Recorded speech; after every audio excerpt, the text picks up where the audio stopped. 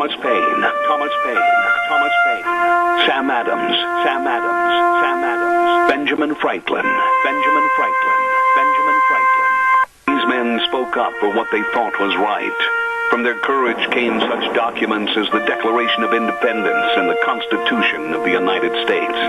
From their willingness to speak what was sometimes unpopular but right, we enjoy such liberties as freedom of speech, the right to keep and bear arms, and freedom of religion. There are those who still wish to oppress our freedoms, and there are still patriots willing to stand up and defend life, liberty, and the pursuit of happiness. Men like Zeb Bell, who honor our founding fathers and what they stood for.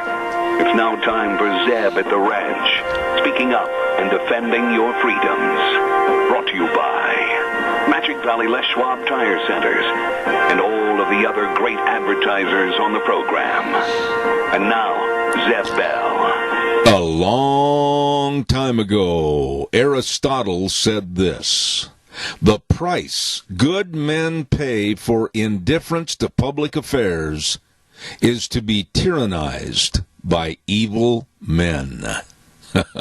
How true. Here comes Kate Smith and God Bless America, followed by a live patriot with our Pledge of Allegiance. Come on, folks, call in, and a good morning to you.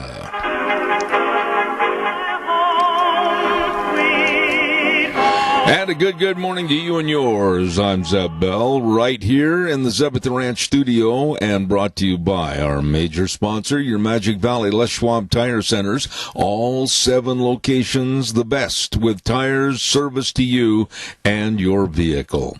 And along with our dear friends at Burley Physical Therapy and Rehabilitation at 1263 Bennett Avenue, Suite 2 in Burley, helping you get back to being you. Right now, let's go to the phone line. We need to start things off right in this country every morning. And good morning to our patriot. Good morning, and may the Lord bless you all.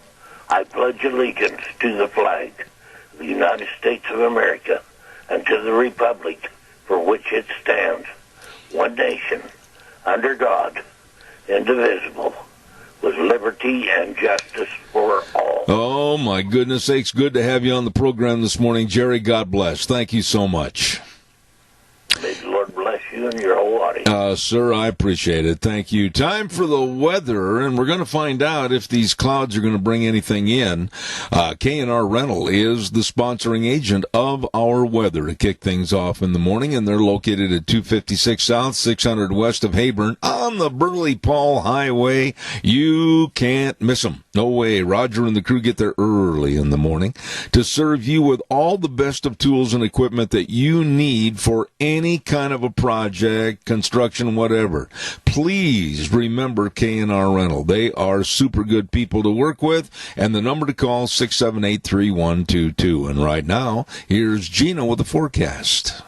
Looks like we do have a slight chance of rain and or snow showers later on in the afternoon, but for most of today, partly sunny skies with a high of 42. Winds out of the east-northeast about 10 miles an hour. Could gust up to 20 miles an hour. Littler snow accumulation is expected. For tonight, possibility of some more snow could possibly turn into rain with a low of about 34. By Wednesday, 40% chance of rain showers, mostly cloudy skies. Only going to see a high of 51.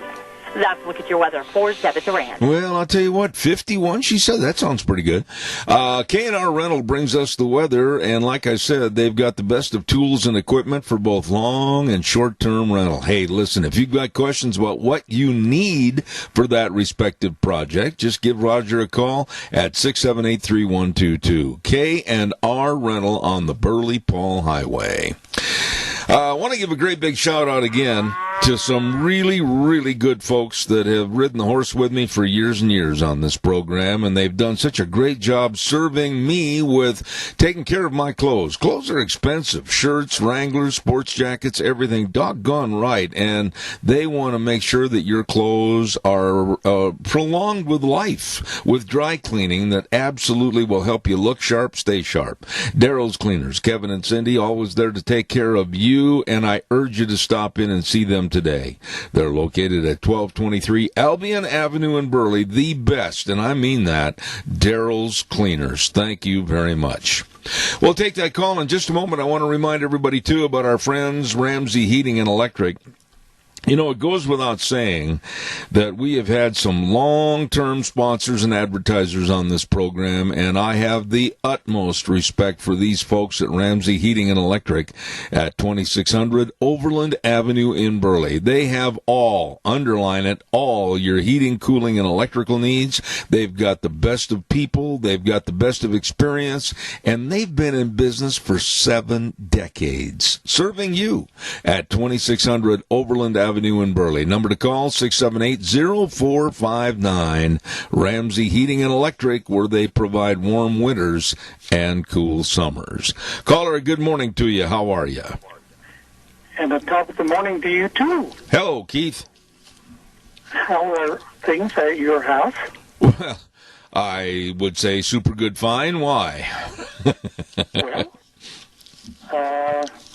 that's what it's got to be. We've got to make the best of what we have. Well, that's true every day of the week, and I absolutely believe in thanking the good Lord above for what we have. And we have so much, and I don't want anybody to arbitrate with me on that, because we do. We've got so much, and we live in the best country in the world, regardless of political leadership, and we are blessed. We certainly are. And every morning when I say my prayers, I think for the night's rest and to look forward to a precious another day here on this earth. Absolutely. What can I do for you this morning? Well, you've heard of win-win situation. That's what we had when we elected Donald Trump. We started winning the day he got inaugurated. Okay? He made us a lot of promises, and once again, win-win-win. Yeah. Because he made this country great again. But the ones on the left said, no, we can't stand prosperity without tyranny. And that's what we have right now. You know, when you talk about... Take us down. Yeah, when you talk about Donald Trump, and I'm not going to buy into this idiotic theory of, because he said a few words that people took and blamed him for what happened at the Capitol. Yes, he should have. I'll come out and say that Donald Trump has had a big problem of keeping his mouth shut or saying or doing the right thing at the right time. However, gas prices were very economical and low during his tenure as president. We had the stock market reach unbelievable heights of success that was passed along to a lot of people all across this country. And people in other governments were paying their fair share to belong to NATO. And there's so many things I could get into that he did and was successful at. I am not, and I won't. I refuse to have anybody twist my arm and tell me that I need to damn or condemn Donald Trump, and I won't do it. You know, up till the time he was elected, we never heard the word swamp ever, because we didn't want to insult our government. But by gosh, he named it right. Well, Keith... Because these people are so doggone entrenched in what they're doing, they forgot about what America wants. Yeah, and here's the problem, and I think you'll concur with me, is that the swamp did not want to be drained. The swamp wanted to stay the murky, absolutely filthy swamp, and that was the main thing that they held against Donald Trump. They wanted to retain their graft, their greed, their corruption, their under-the-table, their wink-wink attitude, and I hate to say this, but they won. They won. Well, on the other hand, you take Joe Biden, he put out this message, so warm and sweet. We want to just all get along and all that kind of stuff. Yeah. And what's he done so far? He encourages the impeachment. Well, let me just say, not about getting along. there's a lot of things I could say this morning and get into about Biden, and I will say this. For a man that says, oh, we need to unify, I'll be the great unifier, I'll bring this country together, and then he compares Trump supporters, you, me, and everybody as Nazis. Listen, I'm going to share something with you that I wasn't going to bring up, but I even had an email yesterday of I'm just going to label this guy as a total jerk for calling me a Nazi for my commentary on this program. Well, I grew up during World War II, and a Nazi was about the lowest form of life you could have then. Yeah. They were the enemy. And so for somebody to call you a Nazi, I think I'd bust them in the mouth. Well, if I ever run into this particular person, there may be an option there. I don't know.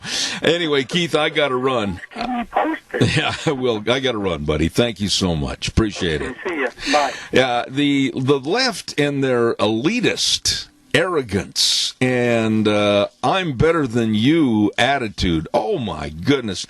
This note that I got in email yesterday was absolutely comparing me to a member of the brown shirts and Nazism. Oh, my goodness. It took this guy probably a little while to write this letter because I'm sure he had to have help in how to spell the words. Anyway, I want to tell everybody about a great place to go eat, Denny's Restaurant at 611 North Overland in Burley, and another location in Twin Falls at 291 Pole Line Road in Twin. I'm talking great food ideas. I'm talking about great food menu choices. I'm talking about the best of breakfast and lunch and dinner and desserts. I'm talking about super, super nice people that want your dining experience to be right at the top. Good people serving you at America's Diner. Absolutely. Denny's Restaurant, 611 North Overland in Burley. You stop in and see those really good folks today.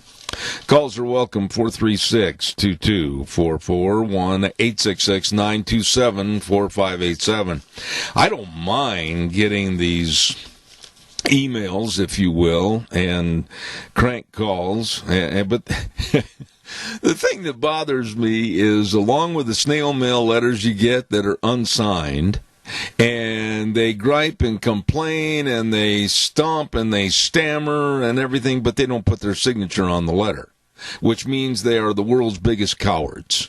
And the same for the emails and the calls. Those really get me. They will call me in the evening, and they'll rant and rave, and you said this, and I don't like that, and everything. Well, who's calling? Click. They hang up the phone, gutless wonders.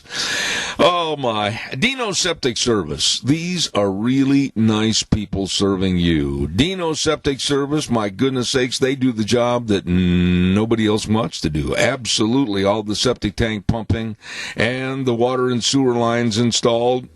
And, of course, don't forget liquid waste removal. All the sewer and sink and drain lines cleaned. Oh, my goodness, yes. The latest of equipment to serve you. And, boy, do they serve an area. I mean, we're talking Grouse Creek to American Falls, Twin to Jerome, Burley, I mean, all over the place. Numbers to call, 436-6526, 678-1638, and in Twin, 735-8281. Dino's Septic Service. Caller, good morning. You're on the air. Top of the morning to you, sir. Hello there, my friend. Yes, I've been doing some thinking and, a little bit of reading and stuff, and I seen a statement yesterday, and it stated, you do not rip a man's tongue out because he lies. It's because you're afraid of what he's going to say. Boy, that's the truth, too. I got to have that one. And to that gentleman that thinks I don't know what I'm saying, yeah, it is, you don't silence people because they lie. You silence them because you cannot argue with them and state facts. Absolutely. And Sean, we got a little bit of feedback on this call, if you would, please. Doug, That person that criticized you for calling in, and I know Randy's called in many times and said that some people have criticized him. I turn around and I say to the people that are doing the criticizing, okay, it's an open forum talk show. If you don't like what I'm talking about or my listeners are talking about, at least have the backbone, you should have one, and call in and voice your opinion. But, you know, it's funny, when you nail them to the wall that way, they always seem to wiggle free and run back into their hole. Exactly. That's my opinion. That is what I've gleaned, and that's my opinion I've come up with, what I've gleaned off of news and books and people that I trust that say stuff. So I can't understand why people don't like it. They don't like it. My opinion on why they don't like it, because they don't have a leg to stand on to rebut it. Well, that's the point. You know, a long time ago on this program, I said that I will never, ever put a story on the air that is not double-checked or even triple-checked to make sure that everything is legit.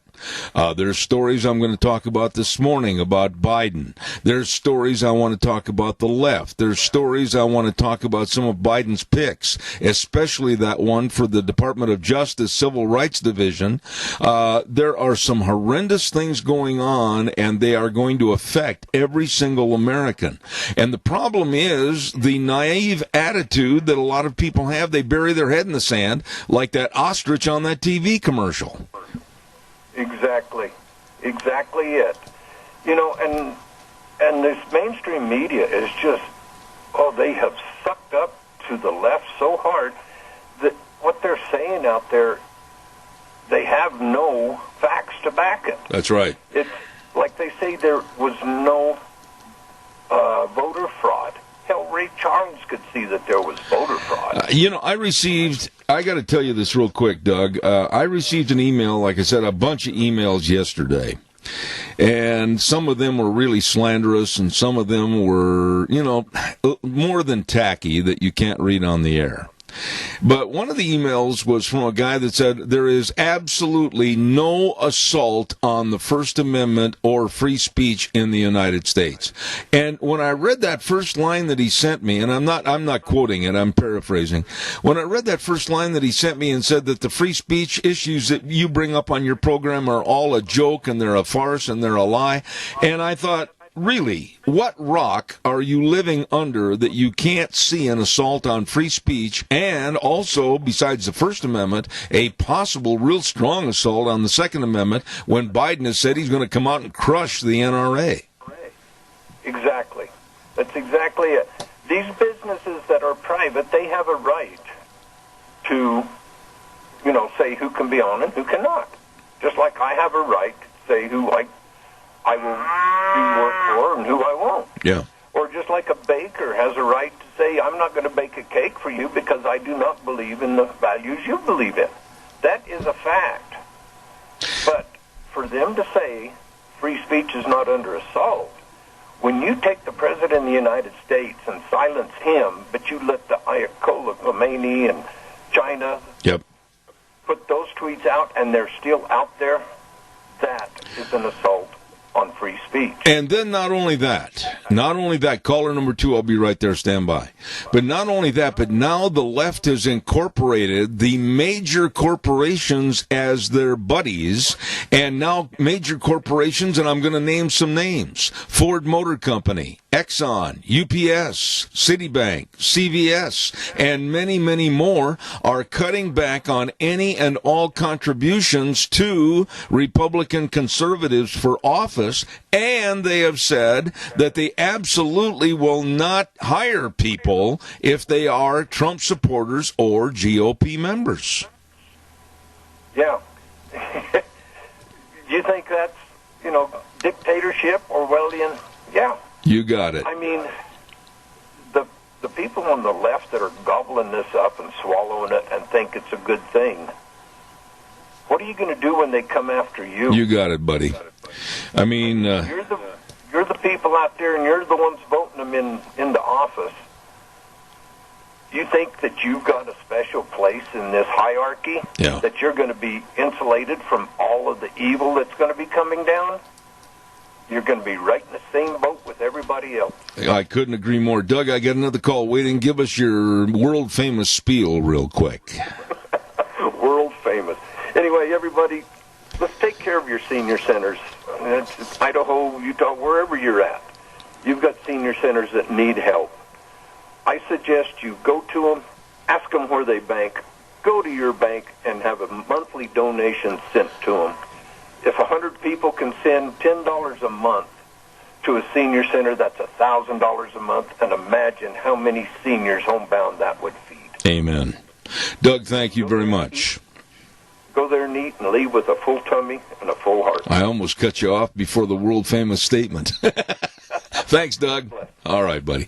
Hey, real quick, before I take the next call, Cheney Flooring. I've been telling you about these folks, and they are so good at what they do. They are Idaho's premier home design center, Cheney Flooring and Home Design at 1300 Overland Avenue in Burley. Oh, my. They did some work for us, and it was first class, numero uno. I really appreciate it. And don't forget, Cheney Flooring provides free estimates for prospective clients. You better get a hold of them today. Stop in. Unbeatable prices and great designs. They are a one-stop shop for any project in your home. Please remember Cheney Flooring and Home Design, 1300 Overland Avenue in Burley. Caller, good morning. You're on the air. Good morning, Zeb. Well, I agree with everything that Doug said there. I think, it's interesting how they lie. They just continually lie. If it was Pinocchio, they would have a basket that stretched from your place to mine. I mean, a nose with a basket on the end. And I mean, we're about 20 miles apart, I believe. Anyway, it just goes on and on and on. And of course, this morning, also Pelosi, or last night, said that, there was no Antifa, Black Lives Matter people. They were the ones that stormed the Capitol. It was the Capitol Police that opened the gate. There was in the complicity of the police, there was unbelievable, and the fact they didn't want any backup help immediately. It was the president had to send in the guard to do the protection. But the lies, we're definitely under the whole problem is they realize now, and maybe they won't right away, but people are going to start boycotting a lot of these businesses that seem to think that they're really cool and smart to go along with all this denying our First Amendment rights. Well, I agree with you, Adrian. Hang on. Let me jump in here. And by the way, can you hold your phone really still up close to your mouth? Because it's not coming through very good. I agree with everything you said, but I'm going to put a caveat on this. There is a report, and you've heard it, that there might be violence with armed personnel at all of the 50 capitals around the United States on the 20th or 21st Inauguration Day. And I hope that does not come to fruition. I hope and pray that we can have some cooler heads on the right and everybody settles down, and we need to make the left look like the fools they are. We don't want to help them with insurrection. Well, if there's insurrection, it'll be BLM and Taylor is going to. It won't be the Trump supporters. They won't be. It won't be the Trump supporters because it's just they want to foment. They're pushing towards civil war so fast.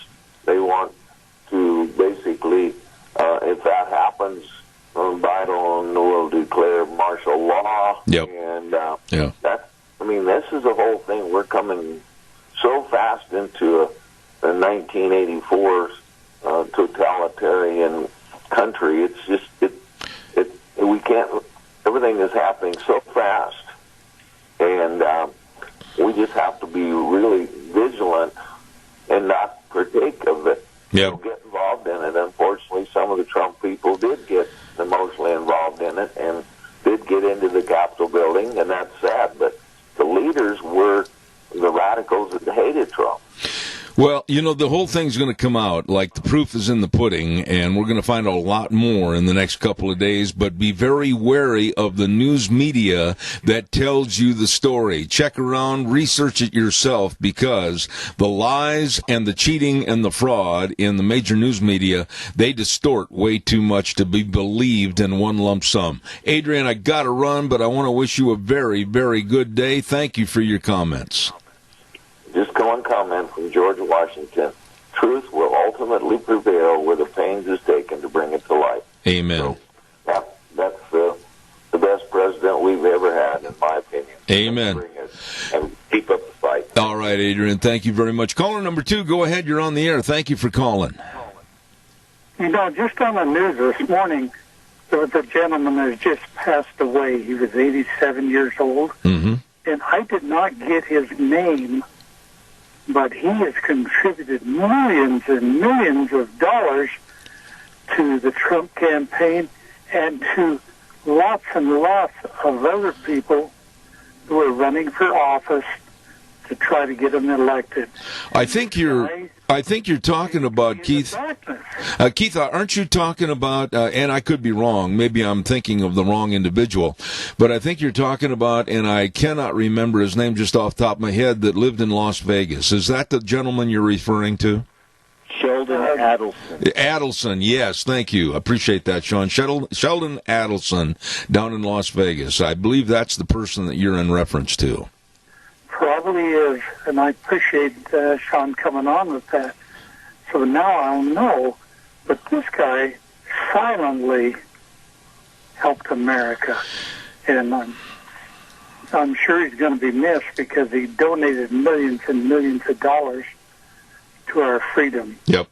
Which is going behind the curtains every day. Keith, appreciate your call. God bless you, man. Thank you much. Thank you. All right. Bye. Want to remind everybody about Berry Equipment and Rental. They have been with us also a very long time, and I really appreciate them.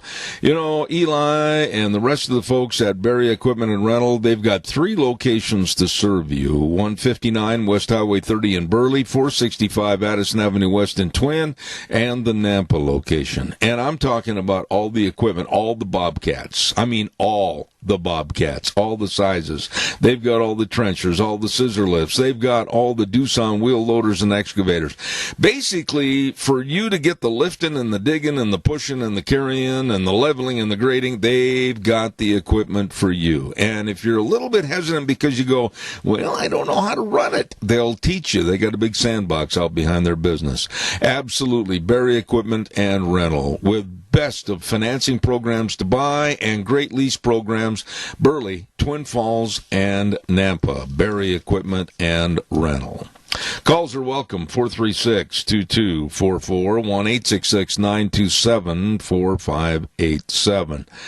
1-866-927-4587. Quick note, Alabama is again the National Collegiate Football champion. They didn't just win last night. They destroyed Ohio State 52-24. That is a machine. And whether you like Nick Saban or not, the coach of Alabama, who's very arrogant, very kind of a stuffed shirt, if you will, he turns out football teams, and collegiately, they are the cream of the crop. Alabama over Ohio State last night, 52-24. Caller, good morning. You're on the air. So, being you're talking about that, so how do you think Harsin will do down there at Auburn? I got to be honest with you. That's not my subject I want to stay with, and I know it's not the one that you wanted to talk about, but quickly, I just question it. Yeah, quickly, I will tell you that I don't know your feelings about Harsin going to Auburn, but my wife and I, when we heard about it through a friend that knew about it before it came out in the papers. I was shocked. I mean, I really was shocked. I'm not saying anything critical of Harsin, but he's going right into the Southeastern Conference, one of the big boys, and that really surprised me. Well, I think that Brian Harsin is very organized and disciplined, and I think that given the right, you get athletes like down there at Auburn. Yep. it's going to be interesting to see. Okay, let's get back to the election and Trump and what we're going to do. There's still rumblings, about Trump doing things, and the fact that he has been banned, which is absolutely criminal, because he's still our president, and there's 80 million. I'm going to tell you, the numbers are growing in Trump's favor. And so we know there's 80, and I'm going to tell you it's 80. And they're growing because now there's people realizing what the media, social media will do, and how they are literally criminal in their activities. The only reason so many of these people, elected officials, aren't, in court, is indicted, is because we've got no justice. But Trump will not leave. I mean, whether or not he's a president or not, we are looking to him as a leader. And there's going to be people out here that, believe that, like Trump, we're not fooled by fence riders. And Crapo and Risch and Simpson are fence riders for sure. And Idaho probably will never get rid of them. It's a dirty shame. But there's still people out there that know better than to listen to the crap. And they will find the truth. And they're no longer deceived. 80 million people, that's a lot of people. Well, let me jump in and ask you a question, Randy. Randy, let me ask you a question. You made a comment just a few moments ago about Trump will not leave. Are you making the insinuation that he is not going to leave on the 20th? Is that what you meant to say? No. No, I don't know. There's still rumblings about all this and what's going on, but Trump will not disrupt the nation. I believe Trump has unbelievable amounts of evidence on all kinds of people. I think he's trying to decide whether or not, if he goes ahead and breaks this thing wide open, and whether or not, he's got to have some sort of ally. And literally, he is being abandoned by everybody except for maybe the special forces, certain generals, Admiral Rogers. And so, no, I don't think that's not what I mean, but he will continue to communicate to the folks. But you see, that's the thing that we've got to figure out. It's just like, so if we don't use standard social media, YouTube, Google, Facebook, whatever else, then we've got to find alternatives that will allow us to, our voices to be heard. All right, hold on a second. Wait a minute. We got to have a two-way conversation here. It's not going to work. Number one, I want to ask you this, and give me a short answer. I don't want Tolstoy's War and Peace. I think that the Republicans, and I think that Donald Trump particularly, underestimated the sleaze and the danger of the swamp. He made the statement that he was going to drain the swamp and clean it up, and I don't think they really perceived how big, how deep, and how dangerous the swamp is in Washington, D.C. And he had 4.5 years, almost 5 years, of absolute treachery against him by a swamp that eventually won. Oh, yeah. Well, maybe he did understand it. Because if Trump hadn't decided to run for president long ago, they would have found something on him that would have taken him out. But you see, he's as clean as a whistle. I mean, the man, literally, you could say that he had a little moral hiccup, but other than that, ethics, he's got to be as clean as a man as there is, because there would have been something, they would have found it.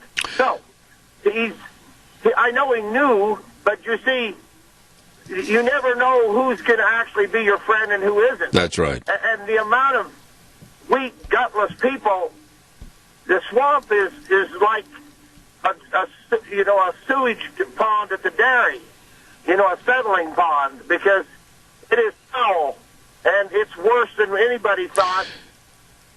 I've got to run, Randy, but I appreciate your comments. I really do. Not at all. Sorry, Jeff. No, don't apologize. I appreciate your comments. I know you are as frustrated as I am, and I'm looking at this purging and cleansing and blacklisting of people that were appreciative of what Trump's administration had done, and I'm looking and listening to these left-wing nuts that absolutely want control, and they want to just absolutely erase good people from any job opportunities. It's a sick society right now, and I'm praying that it gets better. Randy, thank you so much. Appreciate it. Bye. All right, sir. One of the things I wanted to mention this morning, and this just makes me mad. I don't know if you've studied some of the picks of Biden and what he wants to do as far as his cabinet is concerned, but here's one, and I remember this woman. I remember her absolute racist remarks against white people, and now it's coming to fruition. Biden wants to pick for the Department of Justice Civil Rights Leadership Division, oh boy, a black racist by the name of Kristen Clark.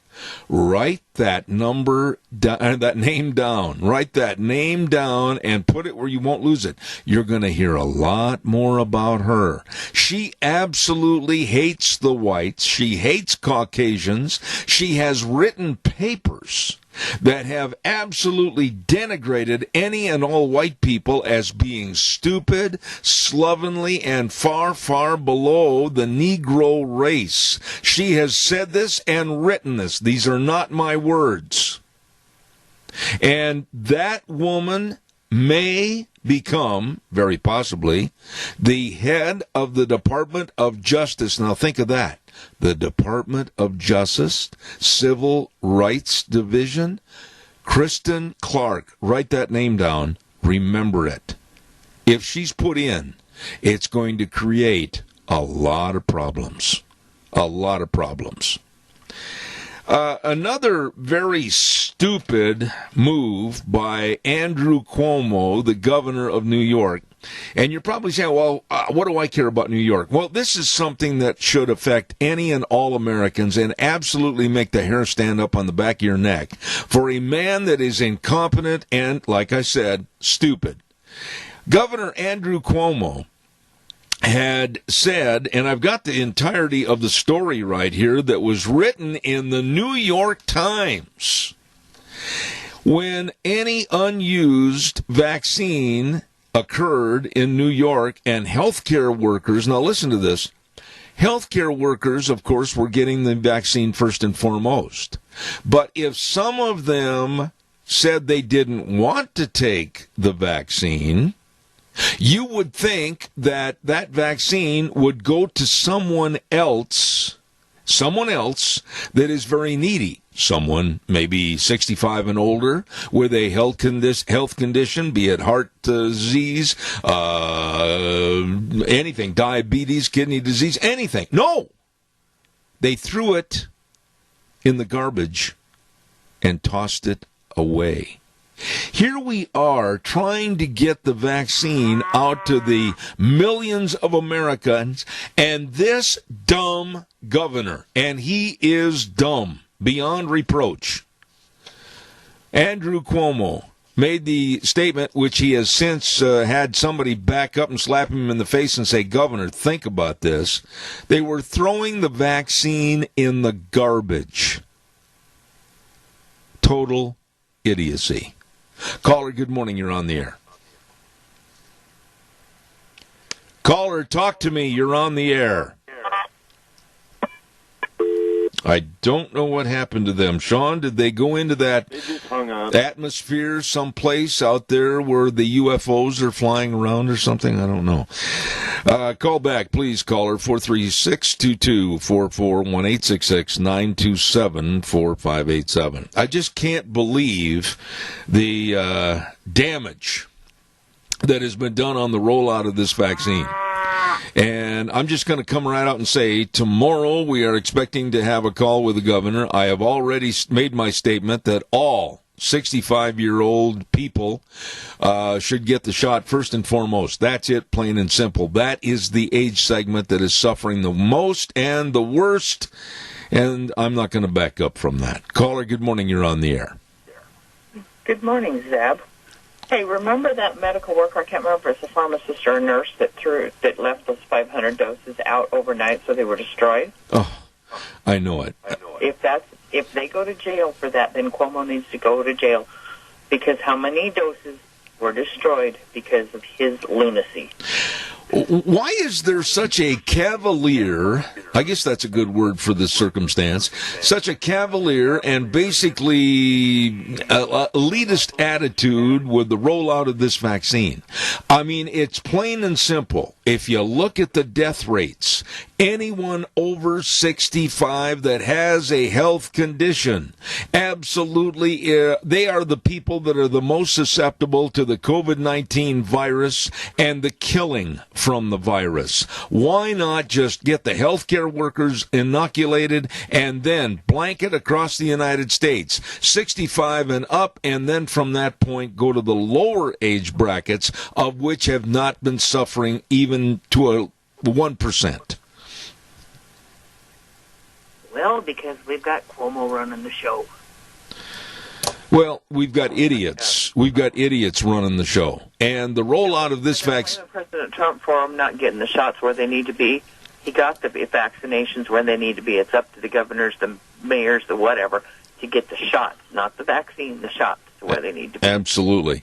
And I certainly hope and pray, I mean this, that this rollout will progressively get better, regardless of who the president is or what the administration does. This thing has got to go out to the American public. We cannot absorb another quarter of the year without having some health concerns for this COVID-19 and the acceptance of the vaccination. Exactly, and any bets that as soon as Biden says, I vow not to uphold the Constitution, that New York's rollout will just be perfect? There's got to be something that's going to be unified as fighting this COVID vaccine instead of the idiocy of governors like Cuomo. How this guy got elected, and in that case, the mayor of New York, almost as dumb, if not dumber, Bill de Blasio. You got to look at politics in general and say, holy smokes, could they not get a job doing anything else, and politics was their last resort? True. God bless you for your call. Thank you. Thank you. Right now, I got to get to the weather. I'm almost late. Well, I am late. The weather forecast is brought to you by Mount Harrison Audiology and Hearing Aids, and they are located right behind the Minidoka County Hospital, across from the emergency room, and they are there to serve your hearing problems, and serve they will. Absolutely, they've got the best technology to provide the most comprehensive treatment available. Mount Harrison Audiology and Hearing Aids. Number to call, 312-0957. Right now, here's Gina with the forecast. Looks like we do have a slight chance of rain and or snow showers later on in the afternoon, but for most of today, partly sunny skies with a high of 42. Winds out of the east-northeast about 10 miles an hour. Could gust up to 20 miles an hour. Littler snow accumulation is expected. For tonight, possibility of some more snow. Could possibly turn into rain with a low of about 34. By Wednesday, 40% chance of rain showers, mostly cloudy skies. Only going to see a high of 51. That's a look at your weather for 7. Thank you, Gina. Thank you very much. And I tell you, the wonderful people over at Mount Harrison Audiology and Hearing Aids, they help me. They can help you. I urge you to call. And each plan is customized for your individual needs. Please give them a call. Make an appointment. 312-0957. Mount Harrison Audiology and Hearing Aids. Good morning to you. You're on the air. Go ahead, please. It's me again, Mark. Well, there you go. Isn't it amazing how all these companies and these politicians are kissing up to China? The way Cuomo calls it, the European virus. Yeah. I mean, that ought to tell people a lot. That ought to scare the heck out of most people out there, because if Biden gets in, there's going to be China going to come over here, and we're going to be speaking Chinese. You know, Doug, a lot of people think that we exaggerate on this, but just look at the proof in the pudding. Look at, well, let's just use the NBA, the National Basketball Association. They absolutely had inroads with China that was supplying to that association multi-millions of dollars. Trump absolutely started a slowdown on that, and the NBA hated him. Listen to some of the absolute retarded remarks from LeBron James and other basketball players. And this is where the key is going to turn the lock. The NBA and others are going to be the first ones that are going to go back in power with China. And you're going to see it happening this year. Oh, yes. Oh, yes. And a lot of the sports are doing the same thing, even the PGA. Yes. Where they're going to pull a tournament off of one of President Trump's courses. They already did. Trump owns it. Yeah. I mean, people, we need to wake up. And I got a question for everybody out there. Why hasn't Kamala Harris stepped down from her Senate seat and someone else been appointed?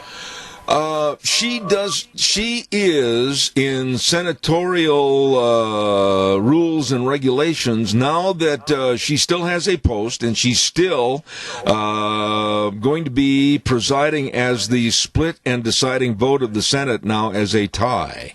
And I'm going to look that up in my great Constitution that I've looked up in dog-eared and highlighted.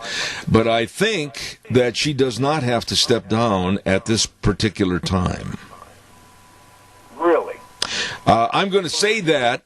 I'm going to say that without being absolutely blessed with firsthand, top of my head knowledge on the removal of a senator that is now a vice president.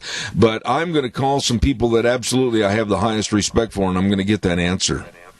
I'd appreciate it. No, I will. I like that. I want to know when her tenure as a senator will end as she takes over. Now, I would assume, and you would too, that January 21st, that would be all over. But she will still be presiding, and I had a story here this morning on that. And it was written by Bob Barr. And Bob Barr was a former Georgia 7th District congressman. And during the news, I tell you what I'll do. I will preview this story and try to find an answer on for that. Oh, that'd be great. Okay, I promise. I'll get right to it. Why? Okay, I will take a look and see what I can find out and come back. And Dan Kish and I will talk, but I'll get this on right after the news. All right. All right, see what he says. Thank you. We're going to give a good word. I don't know about the tenure and when they have to give that up. I'm going to check on that, and I think Bob Barr wrote about that in his story about voter fraud, so I'll check that out in just a minute.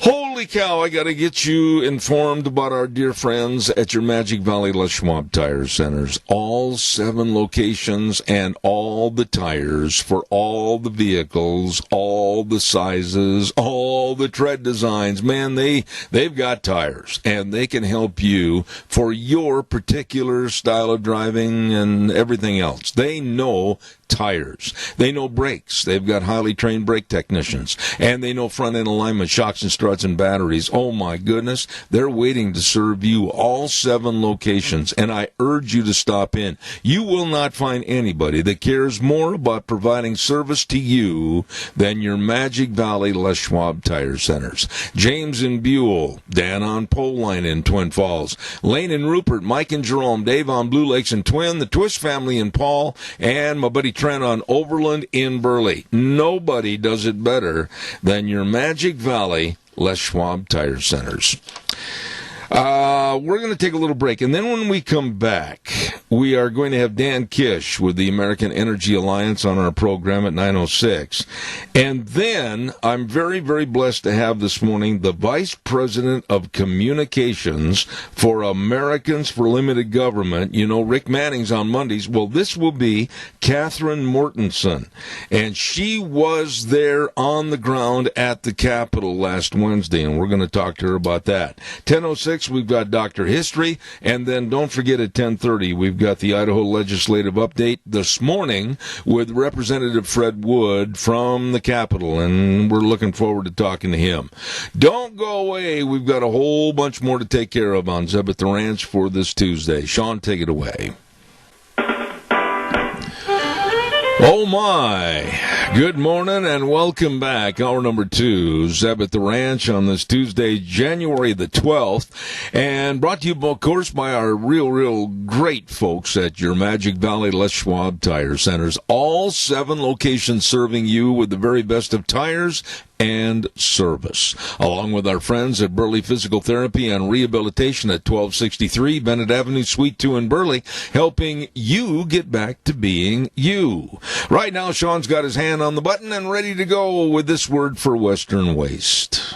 From the canyons of the Snake River and all across southern Idaho, we're all at the Georgia struggle. Western Waste Services, we care about our community, our resources, and this great land. Western Waste Services is lending a hand, always at Georgia struggle.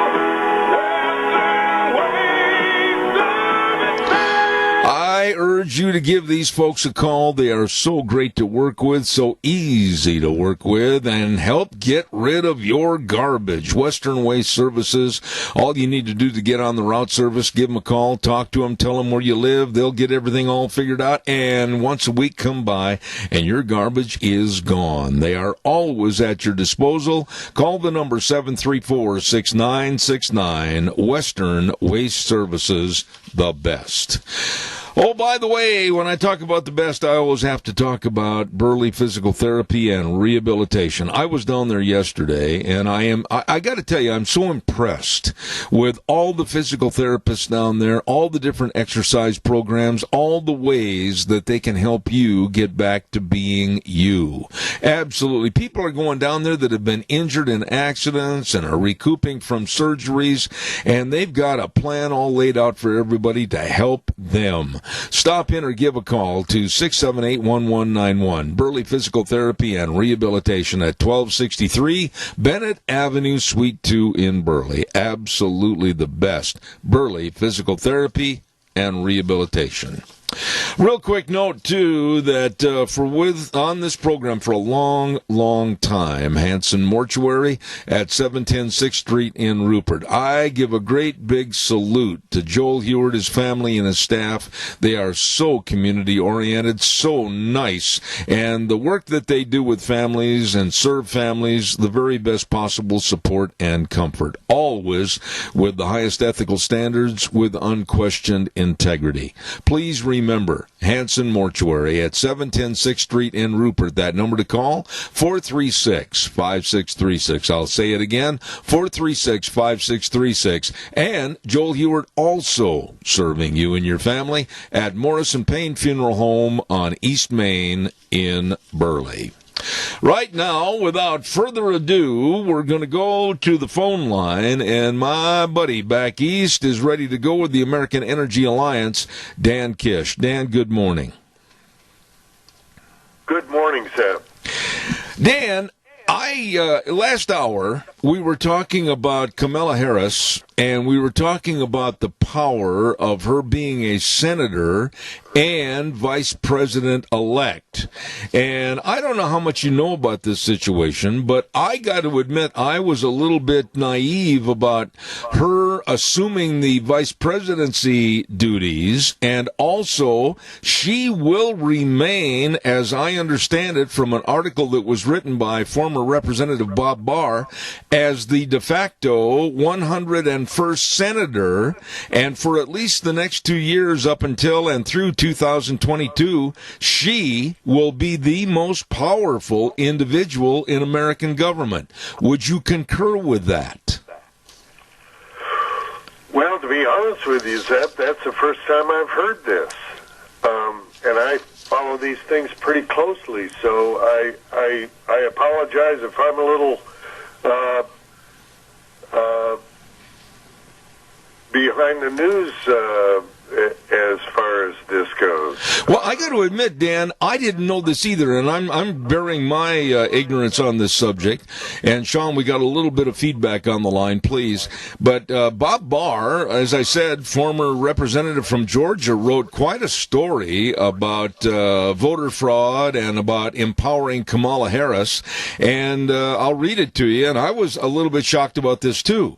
It said, quote, "With an evenly divided Senate, the situation makes Vice President-elect Kamala Harris the de facto 101st senator, and at least for the next 2 years, one of the, if not the, most powerful individuals in U.S. government." Okay. Well, I mean, that's true. That's what the because what will happen is she will step down. I misunderstood that. She will step down, and Governor Newsom will appoint someone to take her place. Yeah, but or whatever the rules are in California, but that's typically the rule. Oh, but Dan, wait a minute. Let me interrupt you there and then ask another question. Now that we're talking about this, until we get somebody that on the air with the Constitution, the way it's interpreted by Bob Barr in this story is that he said, quote, "Also, Harris will hold very real significant power whenever called on by Schumer to break a tie in the Democrats' favor in the Senate." Oh yeah, that's true. Yep. That's true. That's the typical position of the vice president. The vice president, I believe it's the term is the president of the Senate. For example, the vice president has an office in the Capitol for this very purpose. It's that's the way the Constitution's set up, and the reason it sounds a little odd is we don't think of it that way. But whenever there's a tie in the Senate right now is 50-50 Democrat Republican. Right.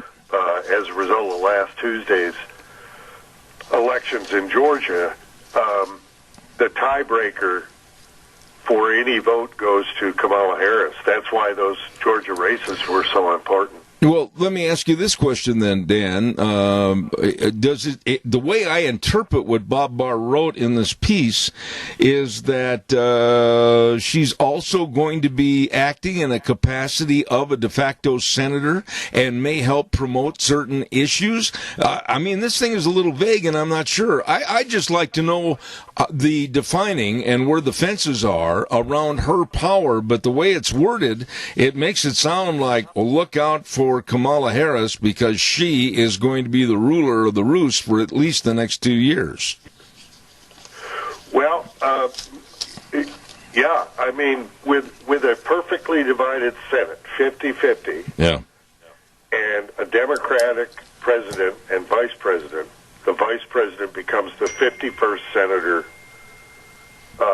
for all matters in the Senate. I mean, this is why the Georgia races were so important. Because, in essence, the Senate is now controlled by the Democrats yep, and the House and the White House. What are your concerns? They control all the legislative and executive branches of the government. Yeah. I'm really worried, to the point of what's going to happen in this country. I'm really worried about, and the reason you're on this program is because of your vast knowledge on energy and related stories.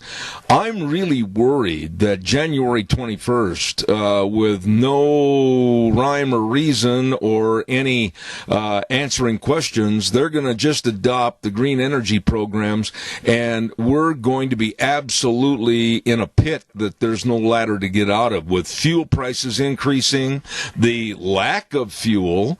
That leads me to the first question for you this morning. How and why aren't the fuel companies, whether it's Exxon or whomever, Texaco, etc., why aren't they fighting back, Dan? Well, they've just gone through a year in which many of them have laid off large numbers of people. The price of energy has dropped, so they've been having a hard time keeping people and keeping operations and keeping future operations going. We saw that with the Anwar leases last week up in Alaska. That's something I'd worked on for for many, many, many years, and when I worked on the Hill, and have been to Anwar many times, and companies just didn't show up. Part of it is the same thing that's happening in the social media too. For example, none of the large banks in the U.S., Goldman Sachs, Bank of America, you name it, would offer to lend money. In fact, they said they would not lend money to any operation dealing with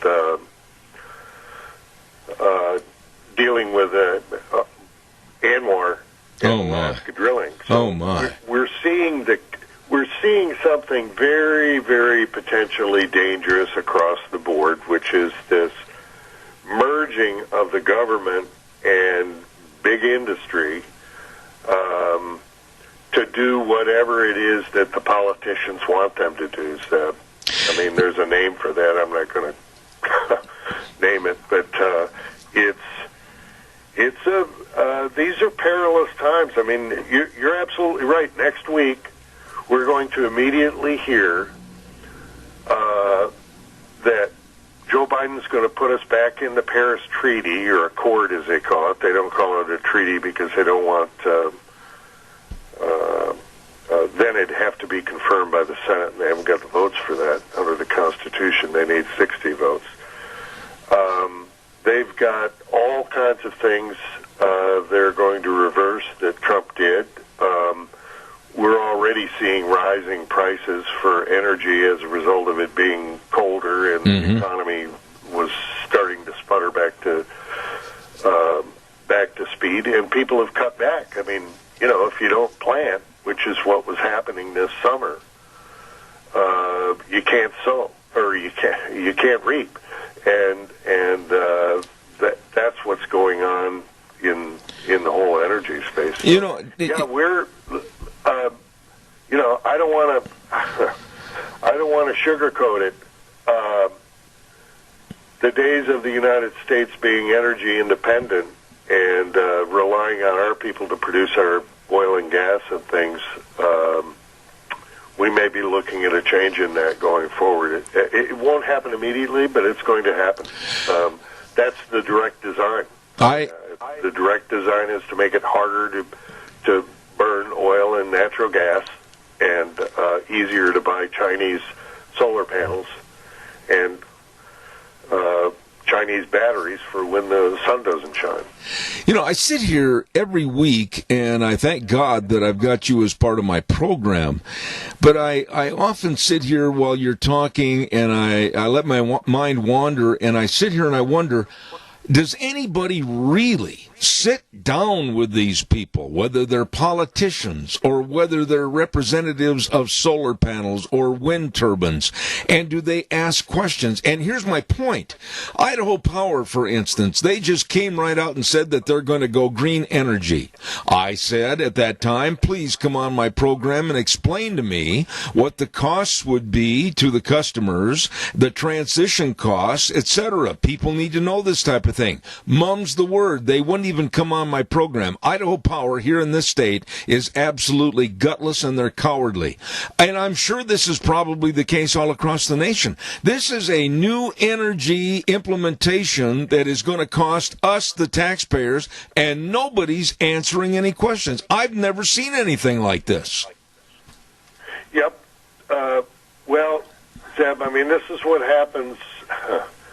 This is what happens when they all get on the same sheet of music. And ultimately, and unfortunately, I would say, you know, these companies aren't necessarily concerned about what's best for America.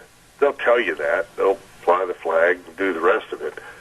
But when it comes right down to it, what they're concerned about is making money. And if they can make money by being allowed by the political apparatus to increase prices and to buy new things that aren't needed, rather than using the other things that are the older things that are paid for and perfectly good and do the job, they're going to do it, because ultimately what they care about is their bottom line. And it's up to the elected officials. This is why we elect people at the local level, at the state level, and the federal level. And I'm afraid, you know, during the Obama administration, it's going to be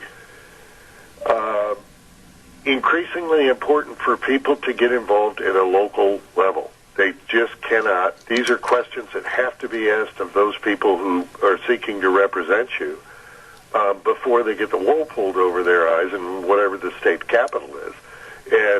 And that's where it has to start. That's actually where the Greens started this. They started this by pushing 29 or 30 states to adopt green energy mandates. Mm-hmm. Without most of the people knowing, or most people hear about it and they say, oh, gee, that's good, we'll have clean energy. They weren't told about the prices that were going to be accompanying that. That was up to the legislative people, and many times at the state level they're not steeped in this well enough to be able to understand it. And so here we go. You know, I sit here and I've mentioned this to you on numerous occasions, Dan, in the past, but I'm just absolutely, I'm stupefied as to why Idaho Power, our state, thinks they can get by without answering questions. They haven't even provided a Q&A session. They haven't gone to the various regions, whether it's eastern Idaho, here in southern Idaho, or Boise Valley or northern Idaho, and let the press ask them questions about transition costs and why they're doing this and why they're doing that. What's the long-range effect? It's kind of like, you take it, we're going to give it to you, and you're going to pay for it. Yep. Well, here's the twisted part of it, that the press doesn't ask those kinds of questions. That's true. The problem is, when it comes to these issues, the press is totally in the camp of the other people. They just they don't get it. I mean, believe me, I've dealt with them, and they don't get it. Or if they do get it, they're party with the with the folks who are pushing for this agenda. So I don't think they necessarily know what they're doing.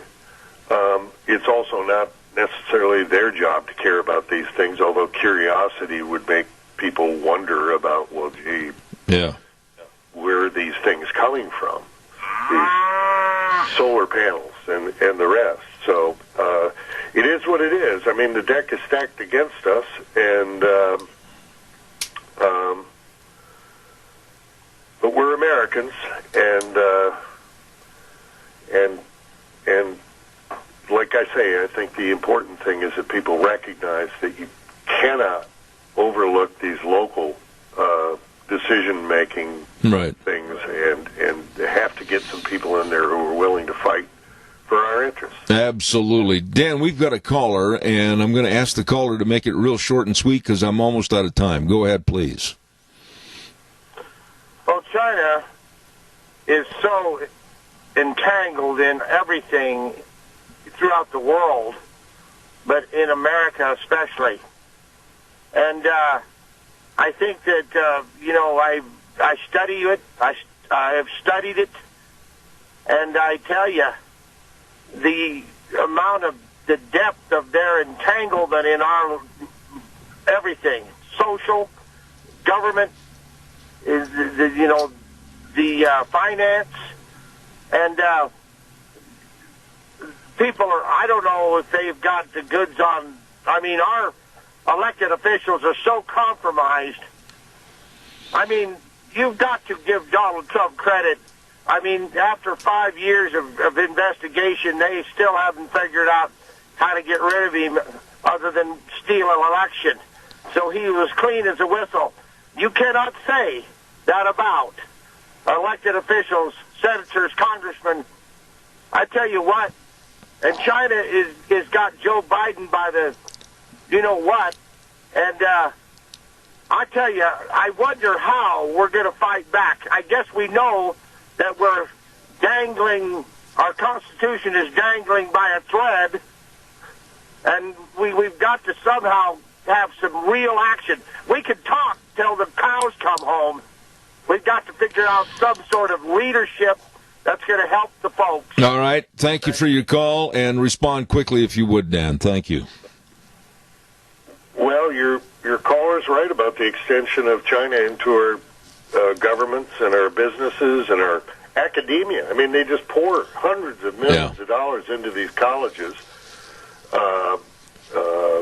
Under Trump, they began to look into that, and there were people taking money directly from the Chinese in academia who teach our kids. And being aware of it is part of it. And then, again, I mean, ultimately, this has to begin at the local level and begin to put pressure on the national people by virtue of people at the local level, and rising stars at the local level politically, beginning to push these issues if the people in Washington that are elected won't. Let me ask you a real short question and give me a short answer on this. I've only got a minute left. But, Dan, if we look ahead 2 years to the midterms and we see absolutely nothing but egg on the face of the Biden administration and they're complete losers, at that juncture, can our energy program that's been tossed aside and left to rot and rust, can it be brought back to resurgence if we have enough people that have common sense and being elected to the Senate, etc.? Can we make a resurgence of an energy program that they're trying to throw away? Yes, Zeb, as long as the states don't pile on in the interim and go the same way and commit. Otherwise, what they'll do is they'll make it impossible for people to operate, wipe out the investment, and it won't be able to be gotten back because if there's no market for it, there's nothing going forward. It'd be like telling everybody, be like being in the beef business and the government ordered everyone to become a vegetarian. Oh, my. I wish we had more time. It goes too fast. I absolutely thank you, my dear friend, for taking time out of your busy schedule to be on my show. Dan Kish with the American Energy Alliance, a real gentleman, and I appreciate it. Dan, God bless you, man. Thanks. Thank you, Zeb. God bless you. All right, sir. Thank you. I wish I could have more time with guests like him. I've got so many more questions that we could bring up. Want to remind everybody, too, as I just about knocked my headsets off one ear and then into the microphone. Holy smokes, that felt good. Denny's Restaurant, don't forget, located at 611 North Overland in Burley. Oh, the delicious food. I mean, whether you go in for a breakfast skillet or whether you go in for a sandwich sandwich or salad, or whether you go in for any kind of a breakfast or the chicken sizzling skillet. Oh, it's good, good, good food. You're going to love it. Breakfast, lunch, or dinner. And then all the desserts. All the menu is just fantastic. And the nicest of people serving you at Denny's Restaurant. 611 North Overland in Burley. And it's true. It's America's Diner. Want to also give a great big shout out to some friends of mine over in the Rupert area, and boy, I'm talking about the best serving you, and that's our friends at Cameron and Siemens Insurance. Hello, Todd and the rest of the crew. They are so good at what they do with life insurance, health insurance, retirement planning, and employee benefits, and believe me, it's true. When I tell you that they're dedicated and responsive to your needs, boy, you make a call, and they're going to help you. Number to call, make an appointment, 436-4424. That number again, 436-4424. They're located right there on Highway 24 on the curve going into Rupert. Cameron and Siemens Insurance. You get a hold of those really good folks today. Well, let's go back to the phone line right now, and I am very excited to have this lady on the program as I choked to death this morning, excuse me. She is the Vice President of Communications at Americans for Limited Government, and that name ought to sound familiar because on Mondays we have the president of that association and that gathering, Rick Manning, with us. But today we have the Vice President of Communications, Catherine Mortensen. Good morning to you. Hey, good morning, Deb. I really appreciate the opportunity to be on with you. Thank you. Well, I'm very, very impressed with Rick Manning. He's on my show every Monday, and I certainly appreciate the fact that you're going to be on this morning. And you're a former TV news anchor, and you were a spokesperson at the National Rifle Association. And that's the question I'm going to ask you about first. A lot of us out here in Idaho are very, very worried about Biden and some of his remarks, saying he is going to squash the NRA, he's going to tear it apart, etc. What are your thoughts about Joe Biden and his anti-Second Amendment and his approach to hurting and stopping the NRA? Well, first of all, Joe Biden has a long record of being in support of gun bans. So he supported the Clinton assault weapons ban back in the 1990s. And he has on record in this current election, or the past election, saying he wants to bring that gun ban back. He wants to, so anyone who currently has an AR-15, for example, that's America's most popular all-purpose assault or, sporting rifle. For example, my family, we own several of them. He is saying, well, you can keep them, but you have to pay a $200 tax to the government, and we want to have a record of who has them. Mm-hmm. Or, you're going to have to turn them over. Or, you're going to be imprisoned or fined. So, obviously, the options are not acceptable. No law-abiding American is going to turn in their gun to the government. But Joe Biden is a gun banner. He has supported gun bans in the past. He wants to bring them back, and his policies would be a disaster to law-abiding Americans who simply want to be able to protect themselves and their families. How do you propose that Biden and his administration would go after the NRA? What is the plan, if there is one, or kind of the monopoly board to get from Baltic Avenue all the way over to Park Place? How would they do that as far as stopping the NRA? Well, I think that they are going to use every opportunity they have in Congress to try to pass gun control legislation. I don't think that Joe Biden is going to sort of go through any sort of circuitous or backdoor route, or he's going to come in through the front door. I mean, he has been very straightforward with the American people that he wants to ban AR-15s. Mm-hmm. And I think there's going to be legislation. I think it's going to get an up or down vote. And the threat is very real. I mean, Joe Biden has not been one of these Democrats who's kind of pretended to support gun rights and sort of walked a fine line. He has consistently throughout his career been a gun banner. So I think what we're going to see will be a straightforward attempt to take our guns away or to cause us to pay enormous, government fines or taxes in order to keep them, and we would have to register them. Let me ask you this, Catherine, and I know this is speculative, but I think it's something we all need to consider.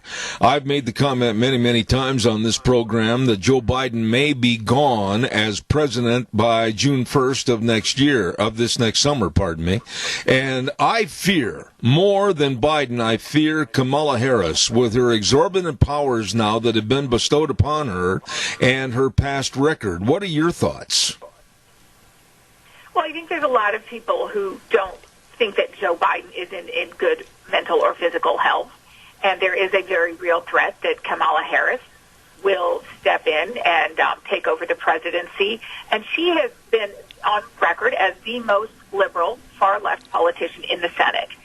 And I think that's, all we need to know about that. She would take our country down a path towards socialism and Marxism. I can't imagine. I'm going to shift gears a little bit and go back to last Wednesday, and I'm going to say this, and you can tell me if you think I'm wrong. But last Wednesday absolutely changed the complexion of politics and the face of America as to what happened. You were on the ground right there in D.C. What were your personal thoughts about last Wednesday? So I was there with my daughter, my son-in-law, and two of my good friends, neighbors of mine who live in Northern Virginia, and we went to hear the president speak on the Ellipse, which was just south of the White House. We waited in line patiently for at least 2 hours with hundreds of thousands of people from all over the country, and we were just patiently waiting in line, having a fun time, finding out where the other people were from, and just kind of chatting up with people. It was all very friendly, very positive. And when the president came out and spoke, he laid out his case for what he viewed as fraud in the election and widespread abuses within the state's elections. And it was all. And then he said, "Okay, folks, you walk up to the Capitol. I want you to be peaceful and patriotic." Those were the words I remember him saying to us. And we had a great time. I mean, it was a very positive event. I've been to several things like that. They typically open with a prayer, and sometimes they'll have the Pledge of Allegiance. These events are very, very positive and uplifting. So after he spoke, it was a very cold day, and the ground that we were standing on was wet and soggy, and our feet were cold after standing on that ground for about an hour or two. And so my girlfriends and I said, "Well, where do we go from here?" One of them asked. And I said, "Well, I don't want to walk up to the Capitol. It is too cold." And then she laughed. She said, No, I didn't mean like that. I meant, where do we go in the bigger sense? Where does our movement go from here? Right. And so we kind of chuckled about that. But we did head off in the direction of our car at that point. And we left D.C., and as we were driving down the Beltway, we kept getting texts and phone calls from friends and neighbors worried about our safety. And that's when we learned that rioters had stormed the Capitol. We had no part in that. We didn't even know it had happened. Like I said, we were already out of the city at that point. So it was a very, very terrible move to do what they did. And obviously, I don't support that. I don't support it at any measure. So I'm saddened that happened. Let me ask you this, Catherine, and I know I've got a call waiting with a question, but I want to get this point across. You didn't hear, you said earlier, anything that was insightful of a riot or riotous happenings from President Trump, did you? No, not even close. And yet he's bearing the crux of all the blame as to what happened. Where do you think this whole thing went wrong? Who do you think was involved? Many people have said Antifa and BLM were a part of it that led the surge on the Capitol. What are your personal thoughts? Well, I don't know enough. I know that there's going to be arrest records that will show the names of individuals and where they're from. So we will have to wait to get more information on who those individuals are. I'm very disappointed if they were in fact Trump supporters, because I don't think that was the right approach. That hurt us tremendously. I'm going to ask you to just sit back for a second. We're going to take a call, and they'd like to address a question to you. So caller... They hung up. All right.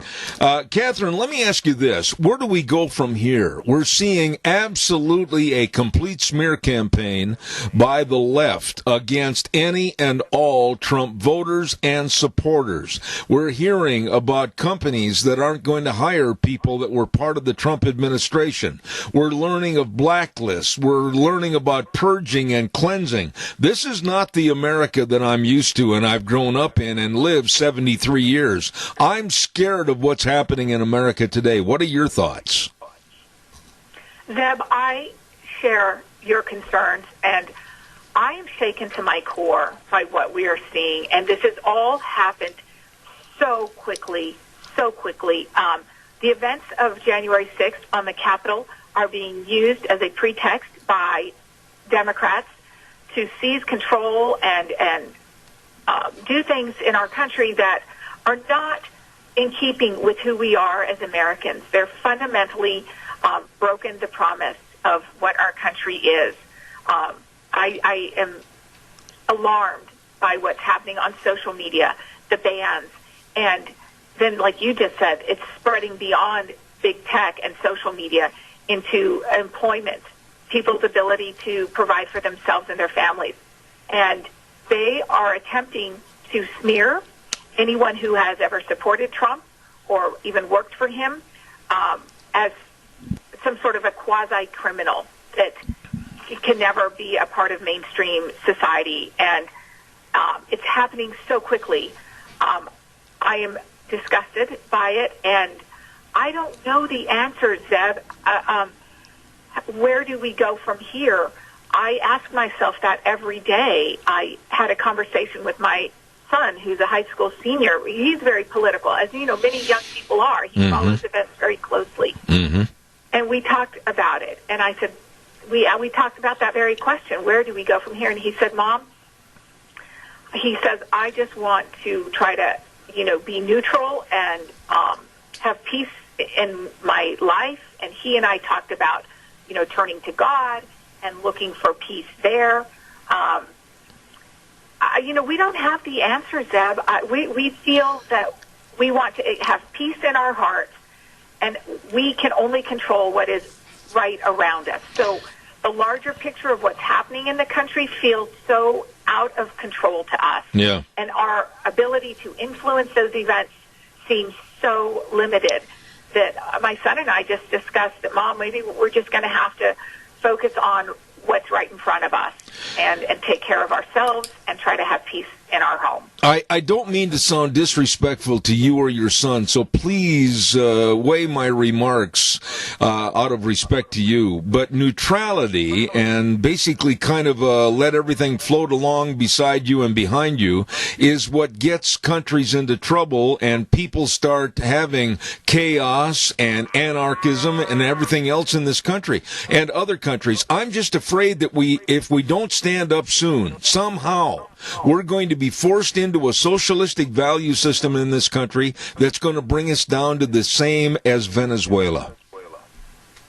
Zeb, and nothing you said was disrespectful. Believe me, I get it. I totally understand what you say.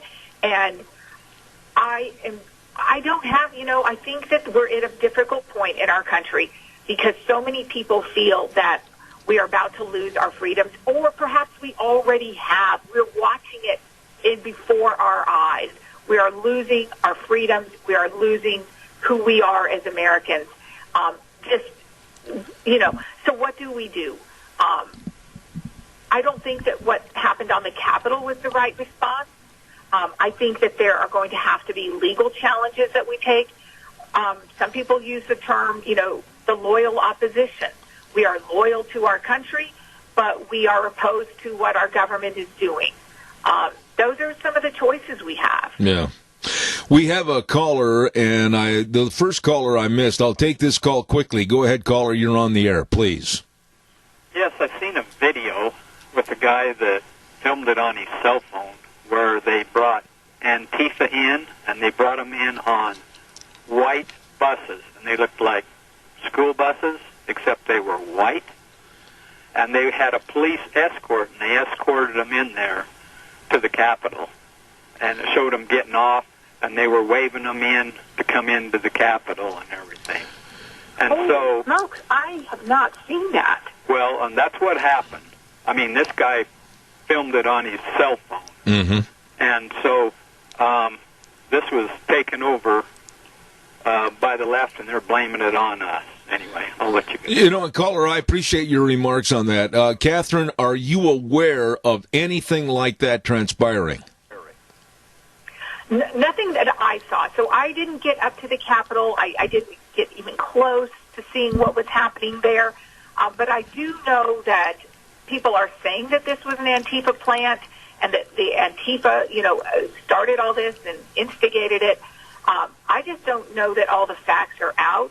But certainly I want to go find that video to see, if there is evidence that Antifa was, in fact, sort of let in or welcomed in. It's all very disturbing. There's no question about it.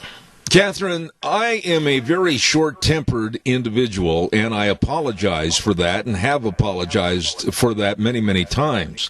However, this past week, since last Wednesday, I, too, have been receiving emails calling me a Nazi and a brown shirt and all of this verbiage directed at me as a talk show host because, yes, I stood up for a lot, if not all, of the Trump principles and different programs.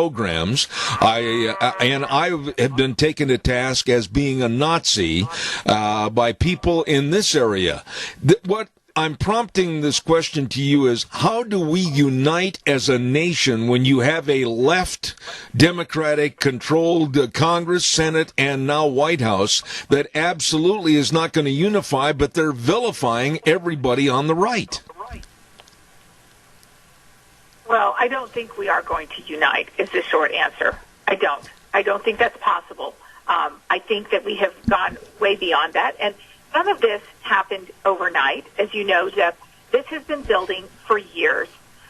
We have felt abused and aggrieved by our government for years. That was the article that I wrote a few days ago, and it was called "How Did We Get to This Point?" Mm-hmm. And I listed out about 27 things where we have been abused by our government. For example, we're tired of a government that fails to protect our borders from illegal immigrants who once here disproportionately benefit from taxpayer aid programs. We're tired of a federal bureaucrat such as IRS official Lois Lerner who weaponize the vast resources of our federal government to harass private citizens. And we're tired of intelligence agencies spying on private citizens such as George Papadopoulos and General Michael Flynn. So I listed out about 27 grievances. So we know that this has been building for years. And people like me and you, where do we go with our anger? I don't know. I think we have to stand up. I have personally, every time I have an opportunity, I'll see a link come across or an email or something on social media. Write your congressman, send a note to the governor or whoever, urging them to stop the big tech censorship. Those things might seem small, but I feel like that's something that I can do. Anytime there's a petition I can sign to express my views, I'm doing that. Over the weekend, I made phone calls to my state representatives, asking them to convene a convention of the states. There are legal things that we can do within the system to express ourselves. Now, another thing I did, maybe others will or won't want to do this, I'm cutting back on my Facebook time because, like you, I have been called all sorts of horrible names. You know, people are accusing me of being part of an insurrection and foaming violence, and I don't need that. I know who I am. I know how I behave, and I don't want to be shamed. That's what they're trying to do, is to shame all of us for our support of President Trump's policies. His policies were good. His policies worked, and they were the right ones. And that's what we need to know at our core. It's who we are. What are the things we believe in? And reject these labels that these outside liberal groups are trying to place on us. You know, we've got another call. I'm almost down to the last 3 minutes. Caller, real fast. Ask a short question. You're on the air. Okay, it's not a question. It's a statement. I was listening to the news the second day after that big riot went on, and it was a senator talking to, I believe, Tucker Carlson, and he was saying that those cars, those vans that were out there with all the policemen, they were given word that of the attack in the House, and they were sent to get all those congressmen and everybody out of there from the back side because they were afraid something was going to happen. So it wasn't people that were going to come and cause problems. They were coming to get the people out because they got word of this big to-do was coming in there. I appreciate your comments. I'm sorry, that's all I have to say. Thanks. No, thank you very much for your call. Catherine, this is part of the problem. This is the nucleus that is all unfolding and falling apart. Real honest news and gathering of facts in this day and age is absolutely out of sight. I don't see anybody, CNN, CBS, ABC, they're not gathering the news and providing facts. I think the news media is absolutely at fault in this. Wouldn't you agree? Oh, no question about it. They have given up their role as sort of independent fact checkers, and they are advocates. CNN, MSNBC. So I don't watch them anymore. Right. Some of the guys, I love Tucker Carlson on Fox News, so I'll watch his clips, but I'll see those on social media. I don't watch Fox News. I've turned to some more conservative places.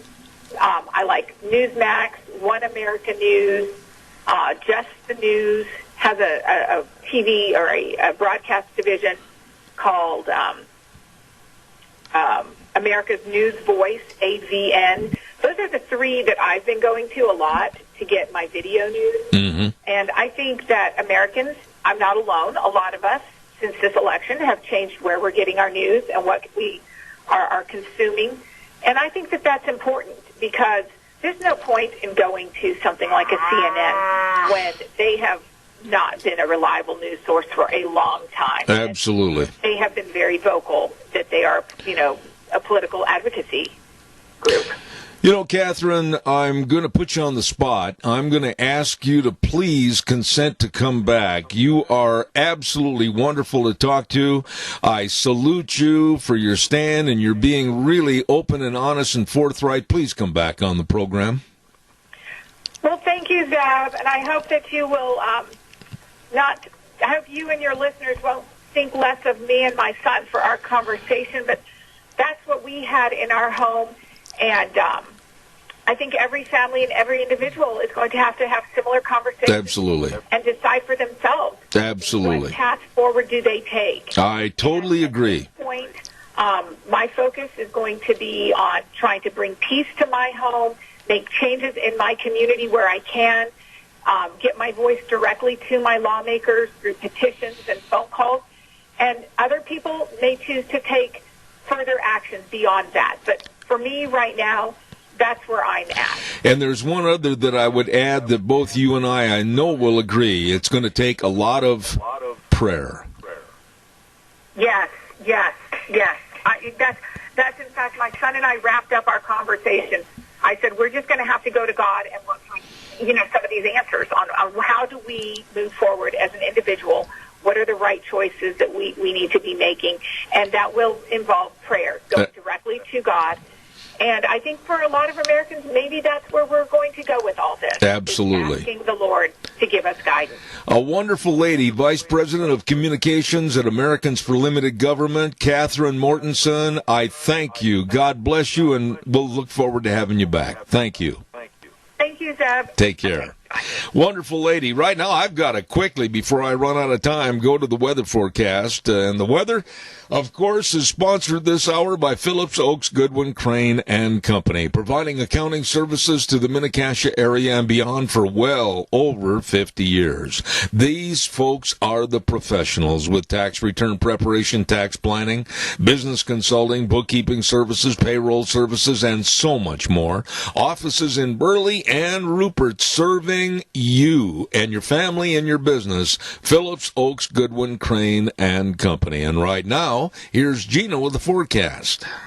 Looks like we do have a slight chance of rain and or snow showers later on in the afternoon, but for most of today. Partly sunny skies with a high of 42. Winds out of the east-northeast about 10 miles an hour. Could gust up to 20 miles an hour. Littler snow accumulation is expected. For tonight, possibility of some more snow. Could possibly turn into rain with a low of about 34. By Wednesday, 40% chance of rain showers, mostly cloudy skies. Only going to see a high of 51. That's a look at your weather. 4-7 at the rate. Thank you, Gina. Appreciate it. And the weather brought to you by Phillips, Oaks, Goodwin, Crane, and Company. I'm so blessed that we took our business to them, and they have helped us. The best of accounting services. They are the professionals. 1710 Overland Avenue in Burley and 625th Street in Rupert. Yep, the professionals. Phillips, Oaks, Goodwin, Crane, and Company. By the way, I want to remind you, too, about our dear friends over at Patterson's Electronics, 421 East Main in Burley. Oh, they are open Monday through Saturday, 9 to 6. They've got some great specials going on right now. A Bluetooth stereo with CD, AM, FM, now only $54.99. And listen to this, a Sony touchscreen stereo, regularly $299.99, now just $269. You better get in there today. Check it out with some wonderful, wonderful people. Curtis and Lorena that know all about electronics. Absolutely. Stop in. Patterson's Electronics, 421 East Main in Burley. The number to call, 678-6997. Don't forget the best serving you, Patterson's Electronics. Right now, we're going to take a little break and send it to the news from the network, and then we're going to come back with Dr. History at 10:06, and then at 10:30, the Idaho Legislative Update with Representative Fred Wood. We'll be back in about 7 minutes.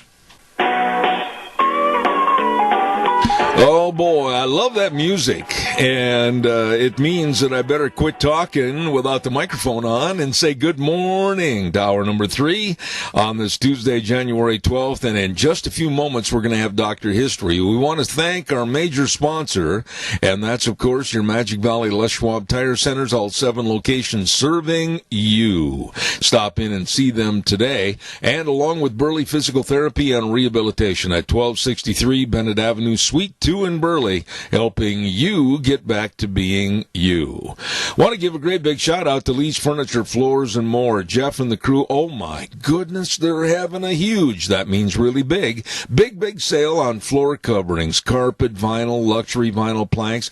Wow, they guarantee the lowest price, and believe me, this is first class, along with all the shipments of new furniture, sofas, recliners, sectionals, all kinds of great items at Lee's Furniture, Floors, and More. Oh, the fun is right there at 459 Overland in Burley. They're open Monday through Friday, 9 to 5, Saturdays, 10 to 4. Lee's Furniture, Floors, and More. Well, here he is in all of his radiant glory. He actually was asked by a couple of people that own teams of horses if they could bring him, like the royalty in Britain, right up to the front door and roll out the red carpet, but he drove in his pickup instead. Good morning, Dr. History. Maybe next week. Okay, we'll wait and see. Have you got anybody you want to thank this week? I do. I want to thank Richard. He emailed me, and we talked about Hugh Glass and those that have been attacked by bears. Brian, who gave me a guy by the name of Harry Tracy that I'm going to look up that I think was a mountain man, and he was also thanking us for our Christmas show. Jeff actually, he's been a listener for many, many years, and he told me about a guy named Robert McGee who was scalped, and it had a picture of this guy. They sewed him back up, and he was just fine. Oh, he was just fine. Yeah, he was just fine. He just had no hair. How do you get scalped and end up being, I'm just fine? Well, they sewed him back together. And then Emerson, he lives up in Alberta, and he thanked us for our Christmas show. But, a few weeks back we talked about the names of the states. And how they got their names. Yeah. And so he said Pennsylvania. So Penns means woods, and Sylvan, Penns woods, and in Sylvan mean woods. So Pennsylvania means Penns Woods. Really? Yeah. Now, was there a gentleman that owned a large portion of land there? I'm not exactly sure how that worked. But it was Penn, some guy named Penn. But, really? And then he suggested a couple of stories for our young 8-year-old Glenn, a couple of mountain men. One, and I've never heard of these guys, Joe Cosley and Kootenai Brown. So I'm going to look those guys up and see if I can get a story on those. So I appreciate the hints that I get from some of the readers. You have had, every week is kind of an exciting adventure. Where are we going to go today? You're going to recognize this name. Okay. Texas John Slaughter. Oh, yeah. Yes. What a sheriff. Oh, yeah. So this is his story. We need more of him today. Texas. Well, he was quite the guy, Yep. Anyway, he was one of the many Texas drought-stricken cattlemen who drove their herds to the Virgin Ranges of Arizona in the 1870s.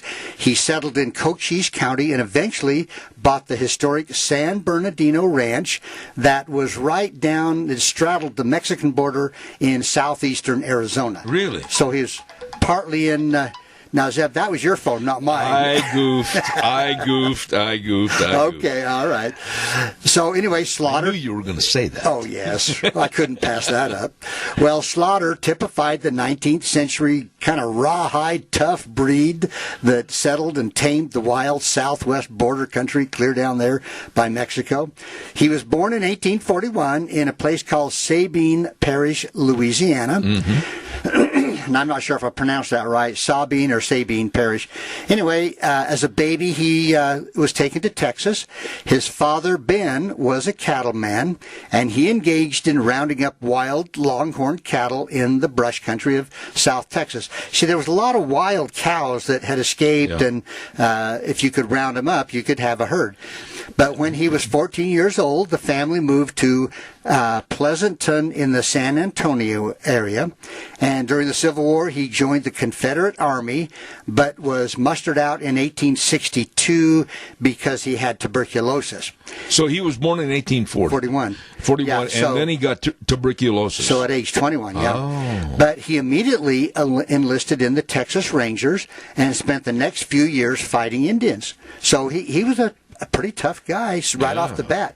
So now, at age 30 in 1871, John and his two brothers, Charlie and Billy, gathered some of the wild cattle and started the San Antonio Ranch. But soon he went out on his own. Now, it's said that on cattle drives, he would start out with 500 head, okay? And by the time he reached the market, he'd have some 3,000 head wearing his brand. Well, now wait a minute. What do you suppose he did? Now, wait a minute. Here's what happened. Old-timers would later say Slaughter's cows were a biological phenomenon because each cow had 8 or more calves a year. No kidding. Yeah. I read a book about how he did that. An amazing thing, I wish some of the cattlemen now could have 8 or 10 calves. 8 or 10 calves. A year. A year, yeah. Why, that poor old cow. Yeah. So anyway, there was a different set of rules along the Mexican border. Both the American and the Mexicans dealt with issues in a pretty much a practical way. The head of the Mexican army, the Rurales, was a guy by the name of Colonel Emilio Kosterlitsky. You're making him sound like he's from Poland. He was a Russian-born... Oh, no kidding. Yeah.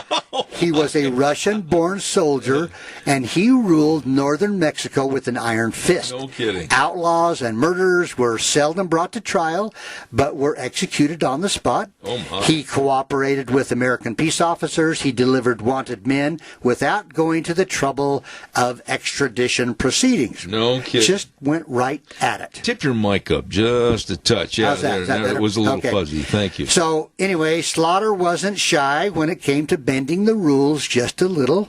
He'd notify the border inspectors that he was bringing 15 head of cattle across the line at a place called Guadalupe Pass.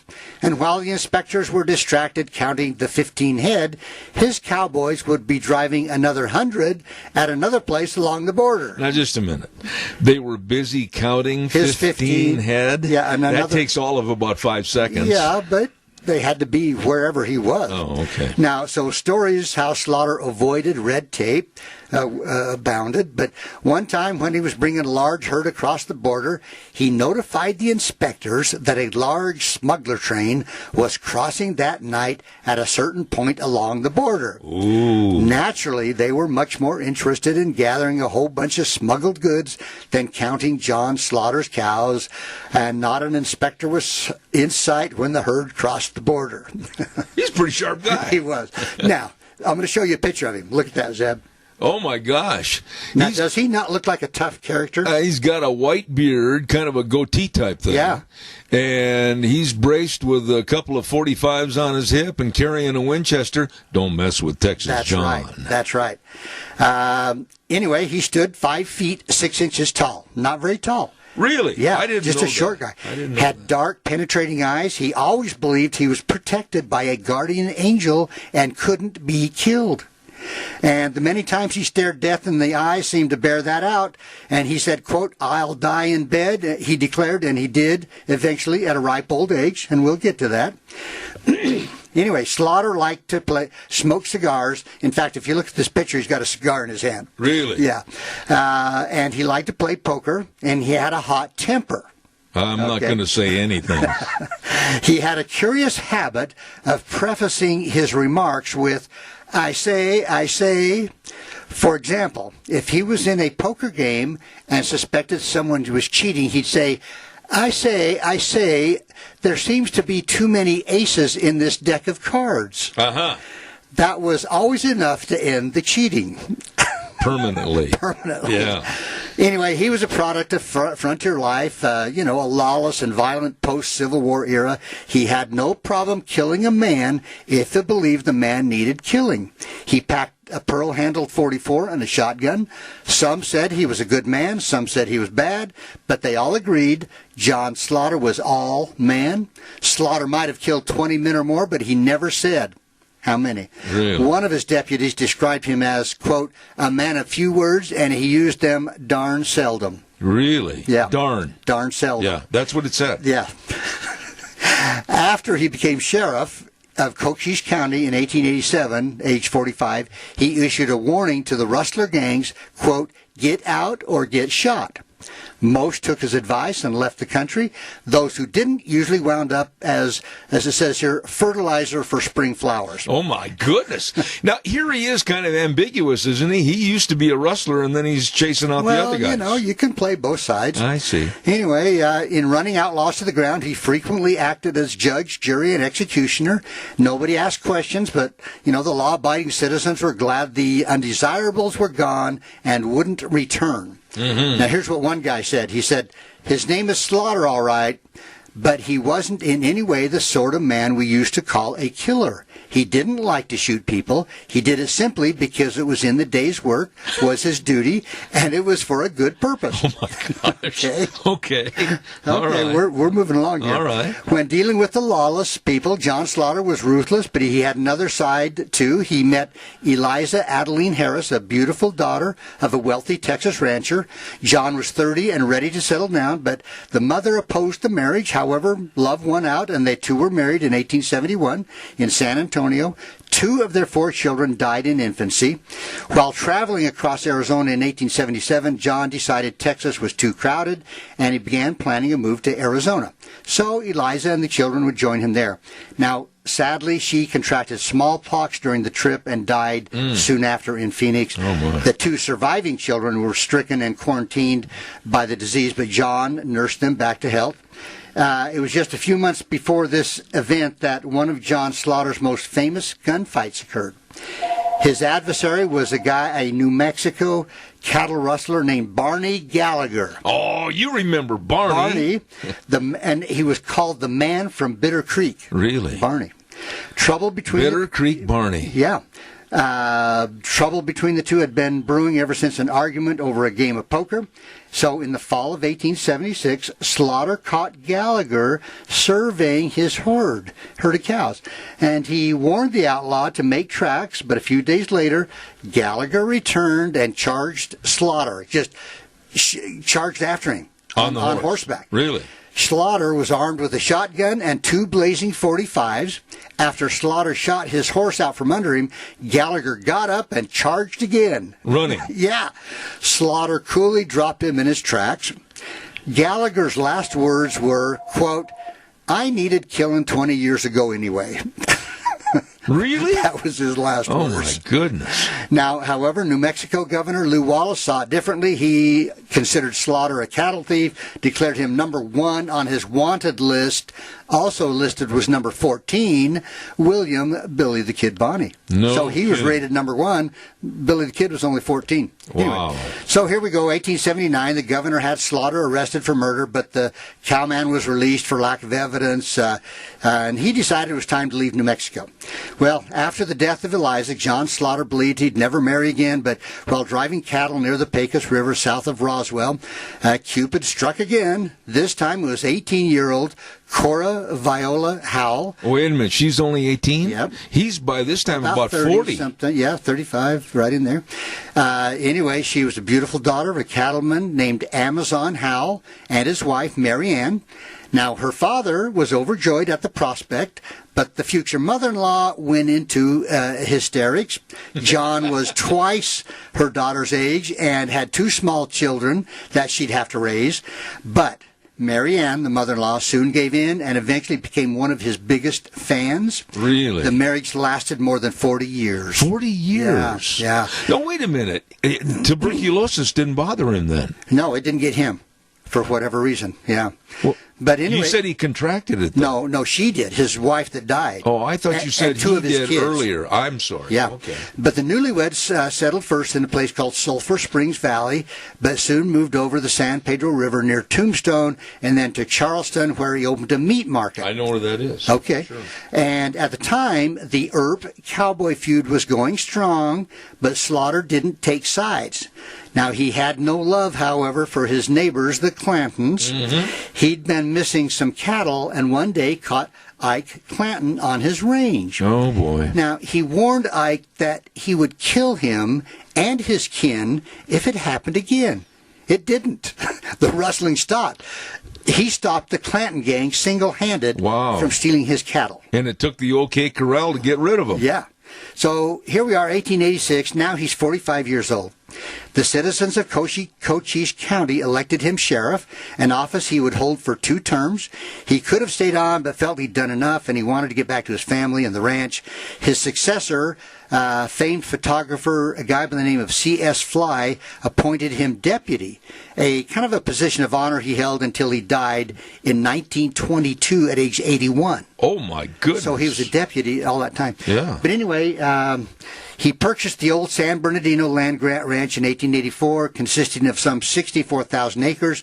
1/3 was in Arizona, the other 2/3 in Sonora, and it was blessed with plenty of water, the necessary ingredients in Western ranching, and a small community developed around it. Before long, an empire that would become one of Arizona's greatest ranches was running cattle on 250,000 acres from the Chiricahua Mountains to the Sierra Madre.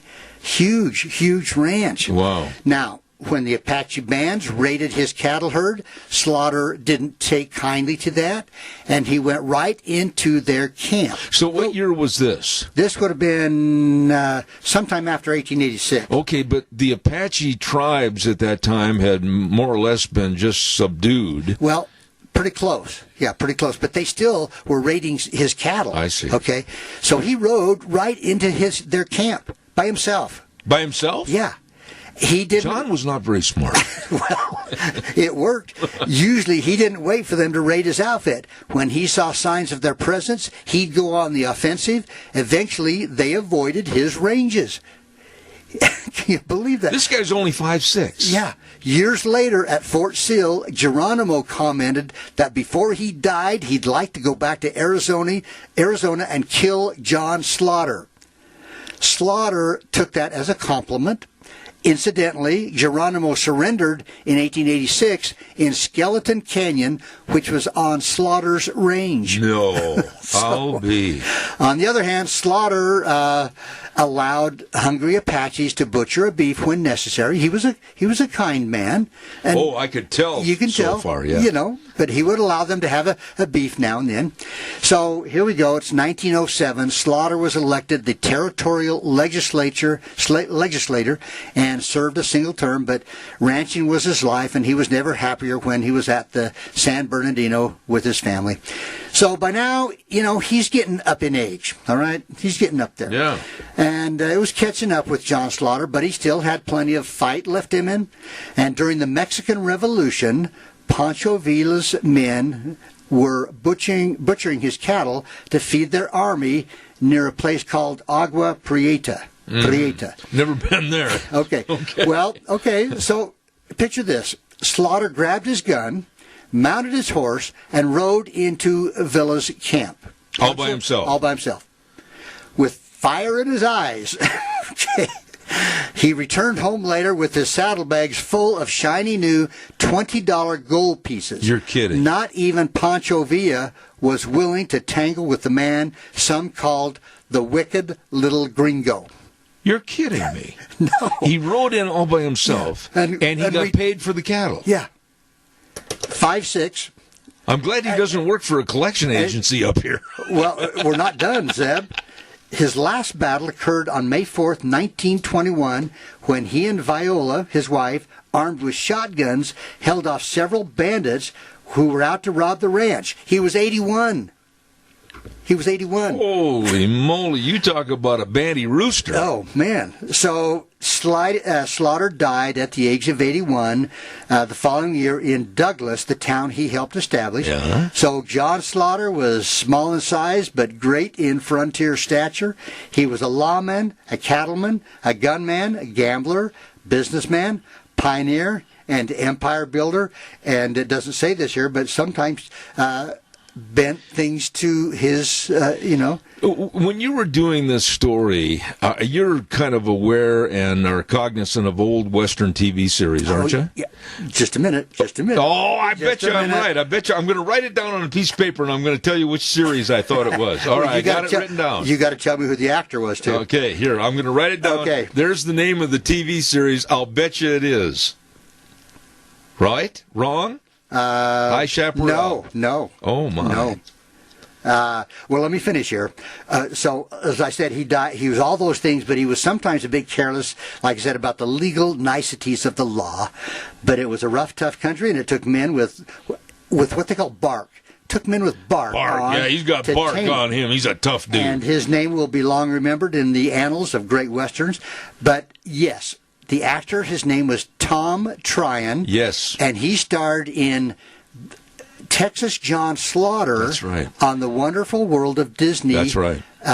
From 1958 to 1961. And the actor, Tom Tryon, was well over 6'3". Okay, there's a picture. Yeah, there's a picture of him. Yeah. But he certainly wasn't 5'6". Okay. But again, you look at this picture of this guy, I mean, look at that. He's armed with a cigar in one hand, a shotgun, and his Colt 45s, and he's got a belt around him with all those shells in it. Like do you have a picture of his wife? I do not. You do not. But I was just it curious. said that both of his wives were beautiful women that. And their fathers were successful ranchers. Well, you remember the TV series with star Leif Erikson played the High Chaparral? Yeah, I recall. That's the whole premise of why I thought that was about them. Okay, yeah. So that's the story of Texas John Slaughter. That was an interesting story. I did not know that. I did not know that he ranched in Arizona. I thought he stayed in Texas. Yeah.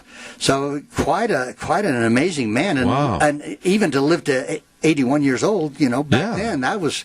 But he was a tough old bird, You call him that. I'm not going to. Not to his face. He'll come riding into camp all by himself. Yeah. Okay. Yeah. That was a good one. Yeah, I enjoyed like that.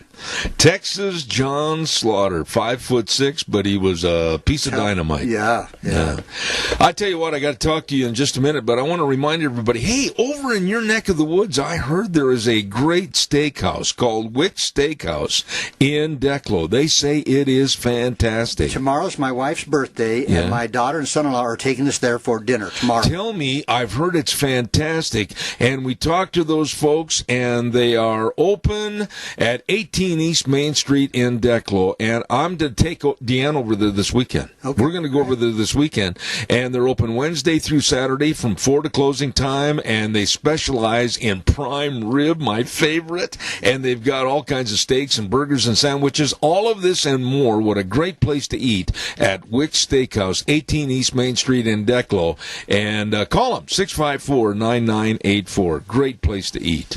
Right now, we're going to take a break and send it back to Sean. We'll be back here in about 3 minutes. Don't go away. And now, back to Zeb at the Ranch on AM 1230 KBAR. To reach Zeb, call 436-2244 or toll free 1-866-927-4587. And now, here is Zeb Bell. Welcome back. Excellent Dr. History this morning. I really enjoyed that. And right now, without further ado, we are going to go right to the phone line because I've got one of my favorite people coming on behalf of the Idaho Legislative Update, sponsored by Handy Truck Line, and that's 400 West, 100 South of Paul. And we want to thank Handy Truck Lines for sponsoring again this year our reports from the Idaho Legislature. And with us is Representative Fred Wood. Fred, good morning, sir. How are you? Good morning, Zeb. I'm fine, and how are you? Well, we're doing great, and yesterday, of course, marked the beginning of the 2021 Idaho legislative session, and with the State of the State address by Governor Brad Little, and now you guys are going to have to settle down, roll up your sleeves, and I would imagine you've got a lot of things to take care of. I think there's going to be enough work, even if there is a pandemic going on, that's for sure. What about that? Let me ask you a question about that. There have been some of the Democrats, Muffy Davis, etc., that wanted to have certain allowances to stay away from the session and do it on a remote basis. What are your thoughts on that? Well, I certainly think that there's a lot of it we could do remotely if we were set up to do that. The problem is, as I understand it, and I've been talking to the IT people both yesterday and today, that takes a lot of manpower. And not only does it take a lot of manpower, but it takes a lot of technical manpower to do that. Mm-hmm. You know, if you watch an NFL football game and you look at all the trucks and the electronics outside and all the people inside the trucks and all the people outside of the trucks run the electronics, you don't have remote capability without a bunch of manpower. We simply don't have that available.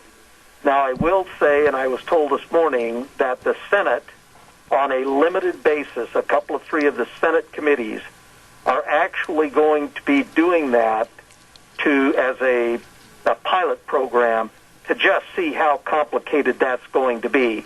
But for the rest of the legislature this year, we just don't have that capability, particularly in terms of manpower.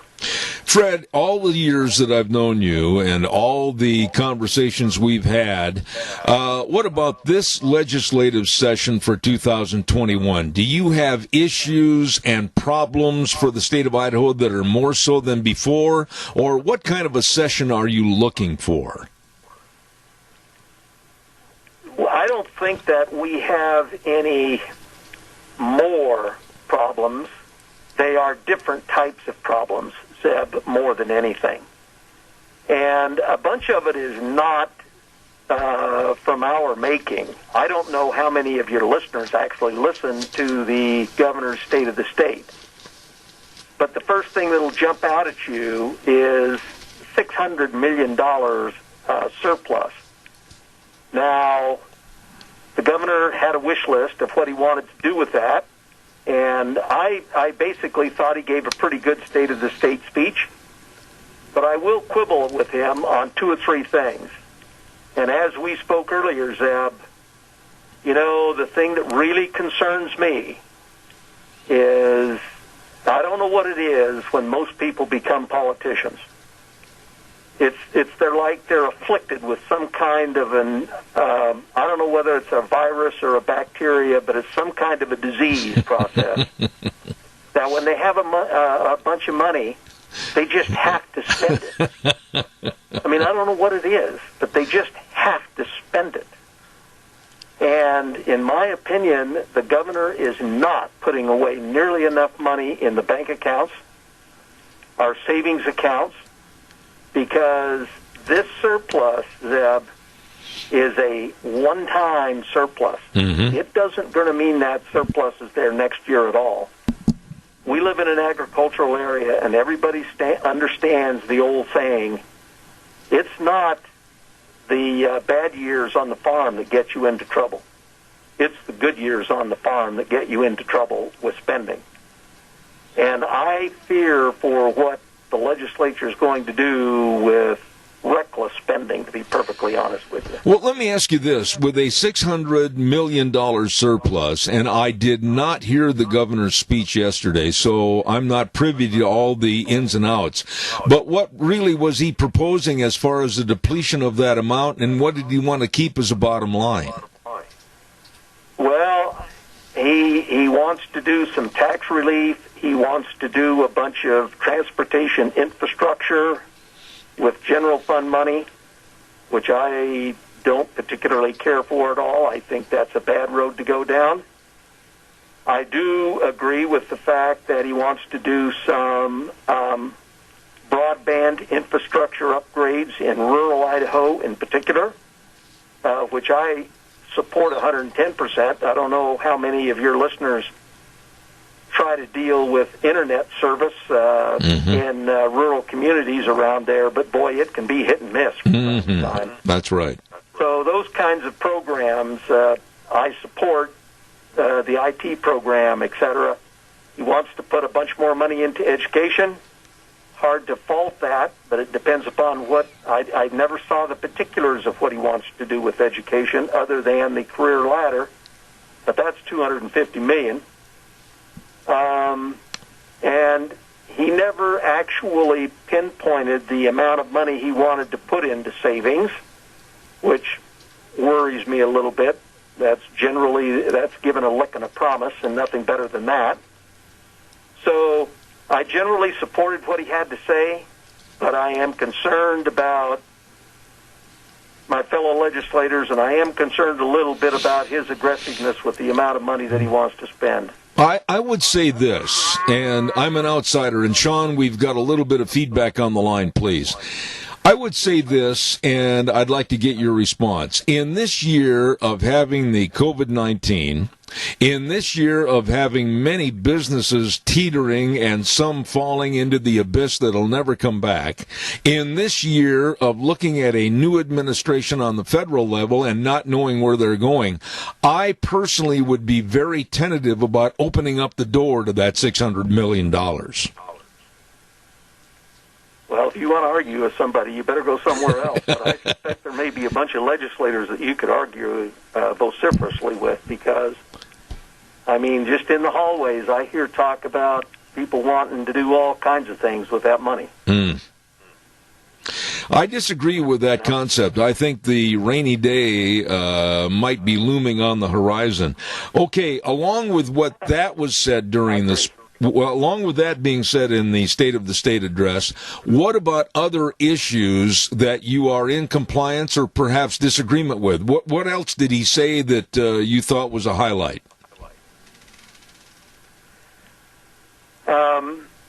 Again, he brought up transportation, and I don't have a problem with what he wants to do with transportation other than how he wants to fund it.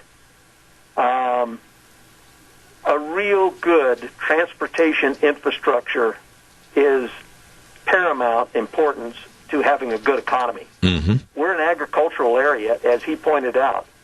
I mean, we have to have really good rail transportation, road transportation, air transportation, which includes airports, both county airports, municipal airports, etc.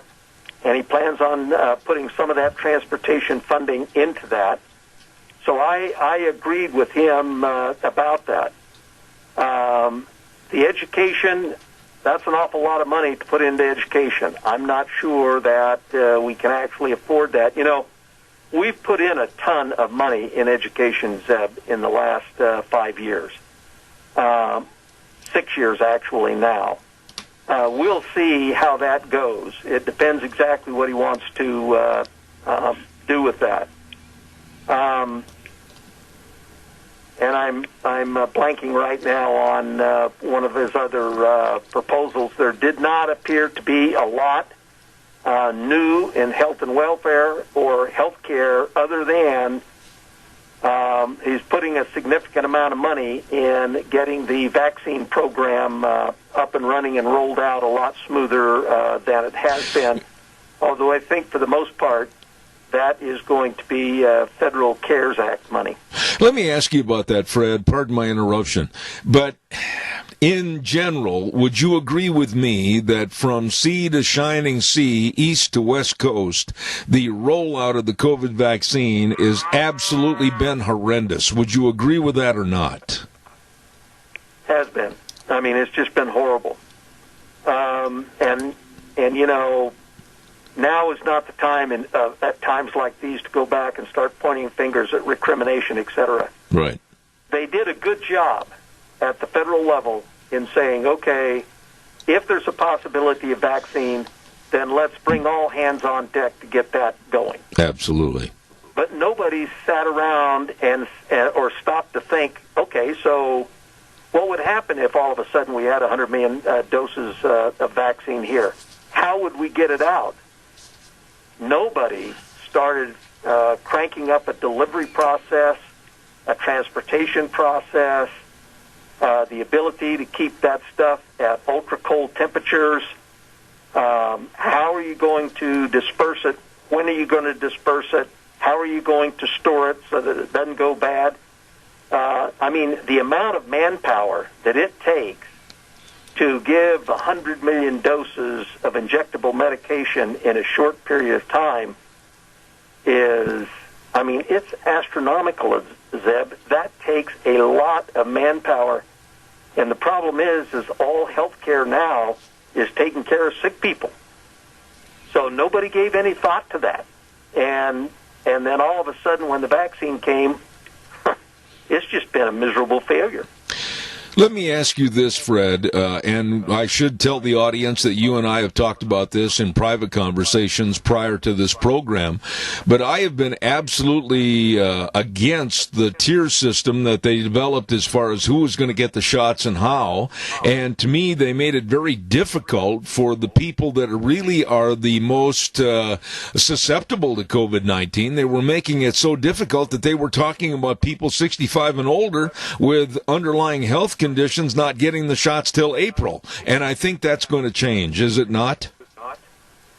My understanding is that is going to change, as you and I discussed previously, Zeb. I personally spoke with the governor 8 or 9 days ago, Sunday afternoon.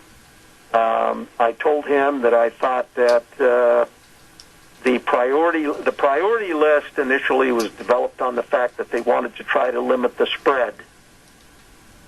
Well, that's the wrong risk to look at. The risk to look at is who's going to get sick and who's going to die. That's right. Well, Zeb, it's people like me and you that get sick and are going to die. That's right. Okay? That's right. It's not the young people. And so if you want to reduce the risk of hospitalization, you want to reduce the risk of people dying and the risk of long-term comorbidities, the so-called long haulers, then the priority list starts with people at 90 and then goes to 80, then goes to 70, then goes to 60. And they never developed the list that way to start with. I think they saw the error of their ways after many, many people pointed out from a scientific point of view that, and that's what I did with the governor, is say, listen, Governor, I don't think the science supports what your initial committee started to do here. So kudos to them. They had a meeting Friday. The committee changed their recommendations to start with, in the next tier, as soon as health care is done, to start with 65 and older. And my understanding is the governor's going to deliver some kind of a message today, and hopefully that's going to be the message that he accepted his committee's recommendation about how to change those priorities and start with 65-year-olds and older, the next tier. Absolutely. It'll be a week or two when we get to that, apparently. Fred, I believe we still have a caller waiting on hold. Sean, if we have that caller, let him on the air, please. Okay, I'm here. Okay, go ahead, please. Great. 2 quick comments, and then I'll get off here and listen to Mr. Wood's response. One is, I'd like to see a portion of the overage we have right now, balance, go back to the Idaho taxpayers in some form. And then as far as the vaccination goes, I think we need a military operation to get this thing really cranked up. Why don't we look at either the Idaho National Guard or perhaps the U.S. military to get involved in these vaccinations? And we've got literally tens of thousands of people who could join in on that job and help get it done quickly. Thank you very much. Fred, respond to the caller, please. Caller, thank you for your call. The first, I'll take the second half of his comments first, and that is the governor has called up a small portion of the Guard, those that are trained to do that. Caller and listeners, you have to remember that the maximum number of doses that we get at this point in time are 20,000 doses a week of first-dose medications. That doesn't count second doses that are coming in, and people are now eligible to get their second doses. I really think that if you distributed this vaccine wide enough, that you would have the manpower to get all of the 20,000 doses out each week by Friday of the week that they came in. Now, apparently they come in about midweek, but you could actually, in the next 48 to 72 hours, over a Thursday, Friday, and a Saturday, get those doses out. We are limited a little bit, particularly with Pfizer, because that has to be kept at 80 to 90 degrees below zero Fahrenheit. Mm-hmm. There's not a lot of places that can store that kind of stuff, so you're a little bit limited. Moderna can keep at regular freezer temperatures, so that's easier to do. But with 20,000 doses a week, Idaho could really do that without much more of a effort. Now, as we crank up beyond that, then I think it's a legitimate request to call up more Guard if, in fact, they're capable of doing that. Also, we have a lot of kind of pandemic reserves people that they trained a year or so ago to give injections, etc. They should start making use of those people, and I think that is in the planning stages. I think we've seen the error. They've seen the error of their ways in terms of the shortage of manpower to do that, and I think it's going to go smoother at this point in time to do that. Fred, I've only... And the first part of his comment, Zeb, help me. What was that about? Oh. I lost track of that right now. You know, I did too. I was taking some notes and writing at the same time, and I did not get the entirety of that. I did want to ask you before I leave, and I'm down to the last 2 minutes of this segment. The committees that you're on, if people have questions or comments that they want to make, can they reach you up at the State House and add those comments to your committees that you're on? Absolutely. Zeb, one of the things we are going to do, and we put into the record this year, is anybody that wants to comment on any bill that's going to come before any committee in either the House or the Senate, make written comments and get them into the committee secretaries. Okay. And you can go on the legislative website and look at the committee makeup. You can see who the committee secretaries are. You can find the mailing address for those secretaries or the committee, and you can mail them, and they will be put or incorporated into the record. Also, my cell phone number, which is the one I answer all the time, is 208-312-1056. Again, 312-1056. Right. And Zeb, any one of your listeners can call me anytime. Now, I don't normally answer the phone calls unless there is a name associated with it. So if I don't answer, please leave a message. All right. And tell me that you're a constituent and you would appreciate me calling you back, and I'll call you right I appreciate that. Fred, I'm in a real hurry. I'm down to the last couple of seconds. Legislative email will be listed when you look up those directions also. Okay. I'm down to the last 30 seconds, and I remembered what the caller had said. He said some of that $600 million surplus he would like to see come back to the taxpayers of Idaho. Give me a very short response to that, quickly. I think that's good. That should happen, but there's got to be a one-time return. It can't be ongoing because next year we may not have any overage. Absolutely. So whatever it is, it has to be a one-time tax credit for this year's income tax. Very good. Well, I wish I had more time. It goes so fast. Our Idaho legislative update with Representative Fred Wood this morning. Fred, God bless you. Good luck up at the session, and we'll look forward to next week. Thank you so much. Zeb, thank you so much. God bless. All right, sir.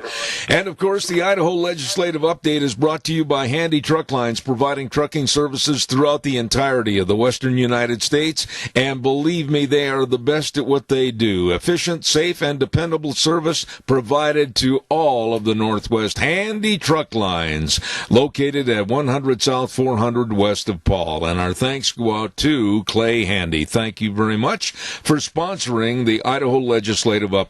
I am late. I gotta hurry. I want to remind you, too, about Edith's Cafe at 144 East Highway 81 in Burley. Oh, a great place to go eat. They're open Tuesdays through Thursdays, 11 to 8, Fridays and Saturdays, 11 to 9. And they do catering, too. Don't forget that. Believe me, these folks really know everything from sandwiches to steaks, and they will never leave you. Let the door close behind you when you leave when you're hungry. You'll get your fill at Edith's Cafe. And the number to call, 878-2248, or stop in right across from the Burley Golf Course, 144 East Highway 81 in Burley. Edith's Cafe.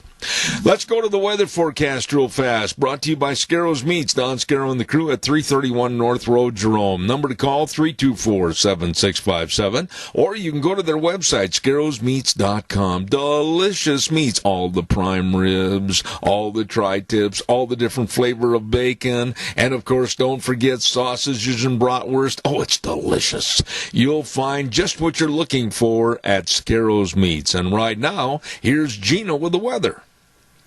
Looks like we do have a slight chance of rain and or snow showers later on in the afternoon, but for most of today. Partly sunny skies with a high of 42. Winds out of the east-northeast about 10 miles an hour. Could gust up to 20 miles an hour. Little or no snow accumulation is expected. For tonight, possibility of some more snow. Could possibly turn into rain with a low of about 34. By Wednesday, 40% chance of rain showers, mostly cloudy skies. Only going to see a high of 51.